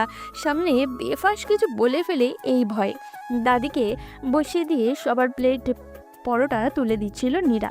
তখন নিহাল এলো একেবারে সুটেড বুটেড হয়ে। নীরা কিছুক্ষণের জন্য যেন স্ট্যাচু হয়ে গেছে। নিহালকে আজ অসম্ভব রকমের হ্যান্ডসাম লাগছে। চুলগুলো জেল দিয়ে পরিপাটি করে আঁচড়ানো, ফর্সা মুখে শেভ করা দাড়ির নীল আবরণে ভারী আকর্ষণীয় দেখাচ্ছে নিহালকে। নীরার দিকে চোখ পাকায় নিহাল। শেষমেশ নীরা নিজেকে সামলে নিল। কিছুই হয়নি এমন ভাব করে নিহালের প্লেটে পরোটা তুলে দিল। নিহাল পরোটা ছিঁড়ে এক টুকরো মুখে দিতে দিতে দাদির দিকে তাকালেন। কি ফুলবানু, শরীর কেমন এখন? ফুলবানির চোখ টিপে নিহাল একবার বাবা মায়ের দিকে তাকালো। তারা দেখলেন কি, লজ্জা পেয়ে মাথা নিচু করে খেয়ে যেতে লাগলো, আর কোনো কথা বলল না। তখনই আমজাদ সাহেব কথা বললেন। মিতুলের সাথে কথা বলছিলে? কি বিষয় বাবা? বিয়ের ব্যাপারে। আমি কথা বলেছি ছোট আব্বু, মিতুলের কোনো আপত্তি নেই, আপনারা কথা আগাতে পারেন। নীরা বলে ওঠে। আমজাদ সাহেব আর মনিরা দুজনেই খুব খুশি। হ্যাঁ রে নীরু, সত্যি ভালো হলো। তোর কি মত বলতো? ভালোই হবে ছোট আব্বু, ছেলেও তো বেশি বয়স না, মিতুলের সাথে মানিয়ে যাবে। বেশ বলেছিস, তাহলে কথা আগাই, কি বলিস? নিহাল অবাক হয়ে দেখে একদিনেই নীরা বেশ গিন্নি হয়ে উঠেছে। নাকি আগে থেকে এত সংসারী ছিল নীরা, ওই দেখতে পায়নি হয়তো। কি সুন্দর সবার সাথে মিলে মিশে গেছে, কি বুদ্ধিমতের মতো কথা বলছে। নিহাল মুগ্ধ হয়ে গেল। মেয়েটা এতদিনে যেন একটু একটু করে ওর হয়ে উঠেছে। নীরার চোখে চোখ পড়তেই নীরা ইশারায় জিজ্ঞাসা করলো কি হয়েছে। নিহাল মাথা নেড়ে না করে। নীরা যেন কিছু একটা বুঝতে পারে নিহালের না বলা কথাগুলো। দুজনেই যেন দুজনার অব্যক্ত কথাগুলো বুঝে ফেলেছে। কারোরই মুখে বলার প্রয়োজন পড়ছে না। এত লোকের মধ্যে থেকেও দুজনের নীরবে একে অপরের সাথে মনে মনে কথা বলে চলেছে। কেউ না বুঝলেও ফুলবানু তার দুর্বল চোখ দিয়ে ঠিকই বুঝে গেলেন এই দুজনার গোপন খবর। চুলগুলো কি তার এমনিতেই পেকেছে? ফুলবানু দুজনের দিকে তাকিয়ে মুচকে মুচকে হাসছেন আর ওদের জন্য মনে মনে আশীর্বাদ করেন। বছর কয়েক পর অফিস থেকে ফিরেই কোনো কথা নেই, সোজা ছেলেকে নিয়ে খেলতে নামে নিহাল। ছেলে পেটে আসার পর দাদিজান অসুস্থ হলো। তার কারণে নীরা আর নিহাল ঢাকা থেকে শিফট হয়ে বগুড়া সেটেল হলো। ছেলের বয়স 5 বছর। পরিবারের সবার নয়নের মণি। নীরা ওর নামও রেখেছে মণি। ছেলেটাও মন এমন বাপ পাগল হয়েছে, নিহালকে দেখা মাত্রই কোলে নেওয়া পর্যন্ত কাঁদতেই থাকে। আজও তার ব্যতিক্রম হলো না। নীরা ভ্রুকুচকে কিছুক্ষণ বাপ ছেলের খেলা দেখল। কপালে চিন্তার ছোঁয়া। নিহাল কথাটা কিভাবে নেবে আল্লাহই জানে, তবুও বলতে তো হবেই। মৃত্যুর আগে দাদিজানকে কথা দিয়েছে যে এই পরিবারের সব ভালো মন্দ বিষয় ওরা আঁকলে রাখবে। পরিবারের সম্মানের ব্যাপারে কোনো আপোষ করবে না, দেখভাল করবে পরিবারের। যদিও এখন পরিবারের মাথা হিসেবে নিহালের বাবাই আছেন, তবুও কোথাও না কোথাও সব বিষয়ে নিহালের মতামত খুবই জরুরি। বিশেষ করে ভাই বোনগুলোর যে কোনো সমস্যা নিহাল আর নীরাকেই দেখতে হয়। এই তো মেজো চাচার মেয়ে আরিশার বিয়ে নিয়ে কি ঝামেলাটাই না পাকলো, তখন নিহাল আর নীরা মিলে কি সুন্দর করে সমস্যার সমাধান করে দিল। বলতে গেলে হাতে ধরে আরিশার জীবন বাঁচিয়েছে দুজন। তখন থেকে বড়রাও যে কোনো সমস্যায় ওদের তলব করে। কি রে, কিছু বলবি নাকি? সেই তখন থেকে দেখছি ভ্রু কুচকে কিছু একটা ভাবছিস। নিহালের কথায় ঘোর কাটে নীরার। আস্তে করে বলে, হ্যাঁ, জরুরি কথা আছে তোমার সাথে, তবে এখন না। তুমি গোসল টোসল করে ফ্রেশ হয়ে নাস্তা করো, তারপরে বলবো। আমি ততক্ষণে নাস্তা বানাই, মনির খাবারও রেডি করে আনি। সিরিয়াস কথা নাকি যে বলতে এত প্রিপারেশন লাগবে? মোটামুটি, তাই তোমার ব্রেন ঠান্ডা হওয়া জরুরি। কি ব্যাপার, মা বাবার শরীর ঠিক আছে তো বড় মা? নাকি রাতুল আবার কিছু করলো? মিতুলের কিছু হলো? আরে বাবা থামো তো, এত ব্রেনকে প্রেশার দিও না। বলবো তো বললাম। তাহলে কি আমাদের নতুন কোনো খবর আছে? উফ, এত অস্থির তুই। বাজে না বকে গোসলে যা, মনিকে মায়ের কাছে দিয়ে আসিস, আমি গেলাম। নীরা দৌড়ে বেরিয়ে গেল ঘর থেকে। আর কিছুক্ষণ থাকলে নিহাল আরও কি বলবে কে জানে। পেছন থেকে নিহালের হো হো করে হাসির আওয়াজ এলো। নীরা ওকে প্রাণপণে তুমি বলার চেষ্টা করে, কিন্তু রেগে গেলে কিংবা মুরব্বি কেউ কাছে না থাকলে স্বভাব সুলভ তুই চলে আসে ওর মুখে। বাচ্চার সামনে তুই তোকারি করে না, এত নাকি বাচ্চারা উপর খারাপ প্রভাব পড়বে। এটাও অবশ্য মুরব্বিদের কথা। শোন, ছোট চাচা এসেছে বিকেলে। জানি, আমায় ফোন দিয়েছিল। ও আর কিছু বলেছে? কেন, আরও কিছু বলার ছিল নাকি? তুমি দেখা করনি? হ্যাঁ করেছি, ফুল ফ্যামিলি এসেছে, মৌমি সমী চাচি সবাই এসেছে। চাচা অবশ্য কথা বলতে চাইলো, পরে আবার বলল যে 2-4 দিন যাক, তারপর সবাইকে নিয়ে বসবে। ও, তাহলে আমি বরং না বলি, তুমি বরং চাচার কাছ থেকে শুনে নিও। বেশি ঢং না করে ঝেড়ে কাশ। কি হয়েছে মৌমি সমীর? সৌমিটাকে তো তুই জানিসই কেমন বোকা। ভার্সিটিতে কোন ছেলে নাকি মৌমিকে পছন্দ করত, সেই থেকে ঝামেলা। আশেপাশে তাকিয়ে দেখলো কেউ আছে কিনা, তারপর নিজের স্বরে নিহালকে বলতে শুরু করলো। নিহাল অবাক হয়ে বলল, মৌমিকে পছন্দ করতো সমীর সাথে? কি ওরা জমজ গাধা। মৌমি নাকি একদিন বিরক্ত হয়ে ছেলেটাকে চড় মেরেছিল, তার শোধ তুলতে সৌমিকে মৌমি ভেবে তুলে নিয়ে গেছিল ছেলেটা। 2 দিন আটকে রেখে ছেড়েছে। নিহালের মুখের খাবারটা যেন আটকে আসলো। পানি দিয়ে এক ঢোক গিলে নিল খাবারটা। কি বলছিস এসব? কবেকার ঘটনা এটা? চাচা এতদিন বলেনি কেন আমাদের? দিন 10 আগের। বলবে কিভাবে বলতো? এত শখ করে মেয়েদের নিয়ে ঢাকায় গেল, এখন এরকম ঘটনা সবার সামনে মাথা হেট। নিহালের কিছুক্ষণ মাথা নিচু করে বসে থাকলো, ভাবলো কিছু একটা। এরকম পরিস্থিতিতে কি করা যায়? লোক জানাজানি হলে তো খুবই সমস্যা হবে মেয়ে দুটোর বিয়ে হতে। কি করব বলতো? আমিও বুঝতে পারছি না। সৌমি তো কেঁদে কেটে হয়রান, মমি কিছু বলছে না। চাচি একেবারে খেই হারিয়ে ফেলেছে। বাবা চাচারা কেউ এখনো কিছু জানে না। আমি মানা করেছি কাউকে বলতে। ভালো করেছিস, দেখি চাচার সাথে কথা বলে কিছু ব্যবস্থা নেওয়া যায় কিনা। পরের দিনগুলো ভারী ব্যস্ততায় কাটলো নিহালের। সে ঢাকায় গিয়ে পুরো 1 সপ্তাহ কাটিয়ে এলো। 1 সপ্তাহ নীরা তাকে ফোনেও পেল না। ঠিক পরের শুক্রবার ফেরত এলো নিহাল। শরীরটা একটু শুকনো লাগলেও মুখ চোখ উজ্জ্বলই। এসেই গোসলে ঢুকে গেল। বেরিয়ে কাপড় পরতে পরতে চিৎকার দিল, নীরা তাড়াতাড়ি খেতে দে, বড্ড খিদে লেগেছে। নীরা টেবিলে খাবার সাজাচ্ছিল, জানে নিহাল খাবে। বাবা মায়ের সাথে দেখা করে ছেলেটাকে একটু আদর করে নিহাল এসেই ধপ করে টেবিলে বসে গেল। নীরা প্লেটে সব বেড়েই রেখেছিল। নিহাল বসেই গপাগপ করে খেতে লাগলো। নীরা একবার ভাবলো জিজ্ঞাসা করবে, তারপর কি ভেবে যেন থেমে গেল। থাক, নিজে থেকেই বলবে হয়তো। শোন, সমীর বিয়ে ঠিক করে এলাম। কি বলিস? কার সাথে? কার সাথে আবার? যে ছেলে ওকে তুলে নিয়ে গিয়েছিল তার সাথেই। ছেলের ফ্যামিলি বেশ ভালো, আমি সমস্ত খোঁজ খবর করে এগিয়েছি। মজার ব্যাপার হলো ছেলে বিয়ের জন্য এক পায়ে খাড়া, বলা মাত্রই রাজি হয়ে গেছে। ওর ফ্যামিলিও বেশ ভালো, বাবা মা দুজনই শিক্ষিত চাকুরিজীবী। একটা মাত্র ছেলে তো জেদি আর বেয়ারা হয়েছে একটু, তবে এমনিতে ভালোই মনে হলো আমার। মানে সত্যি সত্যি বখাটে নয়। আমাদের পরিচয় পেয়ে ওরাও আর আপত্তি করেনি। বখাটে তো বখাটেই, তার আবার সত্যি মিথ্যা কি রে? সৌমি কি রাজি হবে ওই ছেলেকে বিয়ে করতে? রাজি না হয়ে কি করবে? ওর কাছে আর কোনো অপশন আছে নাকি? কি যে বলিস না তুই। শোন, আর একটা কথা, মৌমিকে আর ওই ভার্সিটিতে পড়ানো যাবে না, ওকে অন্য কোথাও পড়তে হবে। সে ব্যবস্থাও করে এসেছি। এই জন্যই তো এতদিন দেরি হলো রে বউ। রাগ করেছিস বউ? তোকে ফোন করিনি তাই। নিহাল নীরাকে জড়িয়ে ধরল, গালে গাল ঘষে দিল। আদরে এতটুকু হয়ে নিহালের বুকে মিশে গেল নীরা। খুব চিন্তা হচ্ছিল তোমাকে নিয়ে, একটা খবর দেবে না? এমন করো কেন বলো তো? তুমি খুব স্বার্থপর, বুঝলে? আজ তোকে একটু অন্যরকম লাগছে কেন রে? আমি এসেছি এই খুশিতে নাকি? আজ কিন্তু খুব আদর দেব তোকে। এতদিন দূরে ছিলাম, আজ কোনো ছাড়াছাড়ি নাই। উফ, এত অসভ্য কেন তুমি? সব কথা মুখে বলতে আছে? আজব একটা মানুষ। নিহাল নিবিড় করে জড়িয়ে ধরে নীরাকে, চুলে মুখ ডুবিয়ে ঘ্রাণ নেয়। নীরা শিউরে উঠল। অদ্ভুত ভালো লাগায় মুখ চোখ লাল হলো, কিছু বলতে চেয়েও পারল না। নিহালের দখলে নীরা। দুজনেই নীরব ভাষায় ভালোবাসার আদান প্রদানে ব্যস্ত। সপ্তাহখানেক বাদে বেশ আয়োজনের সাথেই সৌমির বিয়ে দেওয়া হলো। ছেলের পরিবার আসলেই ভালো। নীরা মনে মনে হাজারবার নিহালকে ধন্যবাদ দিল। দূর থেকে নিহালকে দেখলো ভালোবাসা আর শ্রদ্ধার দৃষ্টিতে। দেখলো ছোট্ট চাচা আর চাচি নিহালের হাত ধরে কেঁদে যাচ্ছে। নীরা বেশ বুঝলো ছোট চাচা এতদিন কি প্রেশারের মধ্যে ছিল।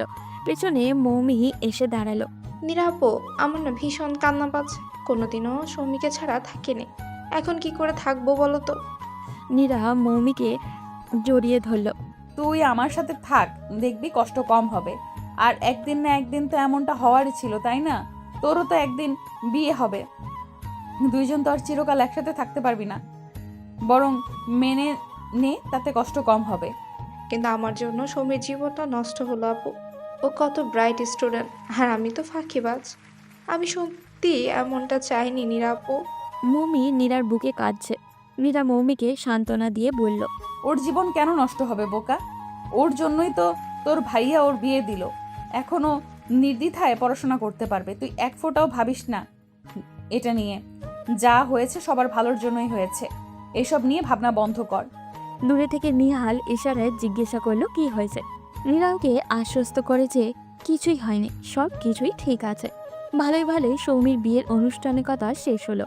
সারাদিনে দৌড়াদৌড়ি ব্যস্তই নীরার ভীষণ টায়ার্ড লাগছিল আজ। একেবারে গোসল করে নিয়ে একটু শুয়েছিল ঘর আধার করে। চোখ দুটো ঘুমে বুঝে আসছিল, তখনই পেছন থেকে কেউ জড়িয়ে ধরল। প্রথমে আটকে উঠল, পরে পরিচিত স্পর্শ টের পেয়ে নীরা আশ্বস্ত হলো। কি রে, এখন শুয়েছিস যে বড়? শরীর খারাপ লাগছে নাকি? ভীষণ টায়ার্ড লাগছে, আর মাথাটাও ধরে আছে। কি বলিস? আচ্ছা দাঁড়া, মাথা টিপে দিচ্ছি। নিহাল মোড়ায়ের হাতে নীরার মাথা টিপে দেয়। কিছুক্ষণ চুপচাপ থাকে নীরা। মনি কোথায়? বাচ্চাটাকে আজ সারাদিন কোলে নেইনি। মায়ের কাছে আছে, দেখলাম ঘুমাচ্ছে। ওকে নিয়ে আর ভাবিস না তো, মা ওকে বেশ সামলাতে পারে। তোর কি বেশি খারাপ লাগছে? কফি খাবি? খাওয়া যায়। আচ্ছা আমি বানিয়ে আনছি। আমারটা বেশি কড়া করিস না। Okay madam. বলেই নিহাল চলে গেল রান্নাঘরে। একটু পর ফিরে আসলো। এই যে আপনার কফি। নিহাল কফির মগ বাড়িয়ে দিল নীরার দিকে। চল একটু বারান্দায় যেয়ে বসি, অনেক দিন ধরে বসা হয় না। নিহাল অবাক হলো নীরার প্রস্তাবে। মনে মনে একটু খুশি হলো। ও আজও ইচ্ছা করছিল বারান্দায় বসতে। দুটো চেয়ার নিয়ে বসলো দুজন। সৌমির বিয়ে উপলক্ষে সাজানো হয়েছিল বাড়িটা। লাল নীল বাতি জ্বলছে এখনো। নীরা আচমকাই প্রশ্ন করে, আমাদের বিয়ের কত বছর হলো বলো তো? 9 বছর মেবি। বাহ, তোর তো ভালোই মনে আছে। ছেলেরা সচরাচর এসব মনে রাখতে পারে না। নীরার কথা শুনে নিহাল হাসে, খানিক ধম নিয়ে বলে, কত সাধনা করে তোর মনে জায়গা করতে হয়েছে।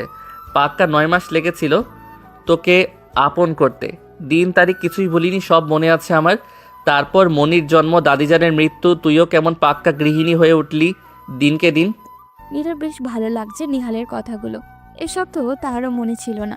নিহাল ওর সাথে যতটা অকপটে নিজের অনুভূতি শেয়ার করে, ততটা নীরা পারে না। কেমন একটা জড়তা কাজ করে। কফিতে চুমুক দিতে দিতে নীরার বাবার কথা মনে পড়ে। নিহালের সাথে বিয়ে করে সুখী, এই ব্যাপারটা বাবা দেখে যেতে পারল না। ব্যাপারটা মাঝে মাঝে খুব পোড়ায় নীরাকে। কি রে, কি ভাবছিস এত? তোর কথাই ভাবছিলাম। নীরা নিহালের ঘাড়ে মাথা রাখে, মলিন কণ্ঠে বলে, ভাবছিলাম বাবা আমায় ঠিক বুঝেছিলেন। আমাকে একমাত্র তুই সুখে রাখতে পারবি, এটা বাবা আগে থেকেই জানতো, কেবল আমি জানতাম না। জানিস আগে তোকে আমি কি মনে হতো? নিহাল আরও কিছু একটু আগলে নেয় নীরাকে। বাম হাতে নীরাকে ঝাপটে ধরল। কি মনে হতো? মনে হতো তুই আমার জীবনে একটি রোদ ঝলমলে দিনে বৃষ্টি, যা পুরো দিনটাকে মাটি করে দেয়। আর এখন কি মনে হয়? এখনকার মনে হওয়ায় একটা টুইস্ট আছে। মনে কর, তীব্র করা রোদের দিনে মানুষ কিন্তু খুব করে বৃষ্টি চায়, একটু প্রশান্তির আশায়। তুই এখন আমার জীবনে সেই রকম কেউ। এখন রোদের তীব্রতায় তুই অনেকটা বৃষ্টির মতো প্রশান্তি দানকারী। তুই আমার জীবনে অনান, বুঝলি? আচ্ছা, আজ হঠাৎ এসব বলছিস যে? কখনো তো বলিনি, তাই আজ বললাম। এই পরিবারটাকে তুই যেভাবে সব পরিস্থিতিতে সামলে নিচ্ছিস দক্ষ হাতে, সেটা দেখেই মনে হলো কথাগুলো বলি আজ। দাদি যেন তোকে বেশ চিনেছিলেন। পিচ্চি নিহাল আজ কত বড়, এখন আর পিচ্চি বলে তোকে খেপানো যায় না। শুধু তোরই চিনতে দেরি হয়েছিল। তা হয়েছিল, এটা আমি স্বীকার করছি। শোন, তোকে একটা নিউজ দেওয়ার আছে। বলে ফেল। নীরা নিহালকে কানে ফিসফিস করলো। কথাটা শুনেই নিহাল চিৎকার করতে চায়। নীরা ওর মুখ চেপে ধরে। নিহাল নীরার হাত সরিয়ে নিল। কি হলো, বাধা দিচ্ছিস কেন? সবাইকে জানাবো না? এখন না আমার লজ্জা করে, পরে বলিস। ওরে আমার লজ্জাবতী রে, এবার কিন্তু আমি একটা ছোট্ট নীরা চাই। আমার অনেক দিনের শখ, ছোট্ট একটা নীরা গুটি গুটি পায়ে হেঁটে বেড়াবে ঘরময়। কি মজা হবে, তাই না? নিহালের পাগলামি দেখে নীরা ভীষণ খুশি। প্রশান্ত মুখে নিহালের দিকে তাকিয়ে থাকলো। লাল নীল বাতির আলোয় নিহালের মুখ যেন চকচক করে খুশিতে। বড্ড সুখে সুখে লাগে নিজেকে নীরার। আচমকা নিহালের হাত দুটো জড়িয়ে ধরে নীরা। মুখোমুখি বসে চোখে চোখ রেখে বলে, শোন, তোকে ভীষণ রকম ভালোবাসি। যুগে যুগে তোকেই আমার জীবনসঙ্গী হিসেবে চাই। আমার বাচ্চাদের বাবা হিসেবে তোকেই চাই। তোর সাথে বুড়ো হতে চাই। নিহালের চোখ জ্বলে ভিজে ওঠে। এইরকম একটা কথা কত দিন ধরে শুনতে চেয়েছে সে। ভালোবাসি কথাটা অনেকবার বলেছে নীরা, কিন্তু আজ যেন সব অন্যরকম লাগছে।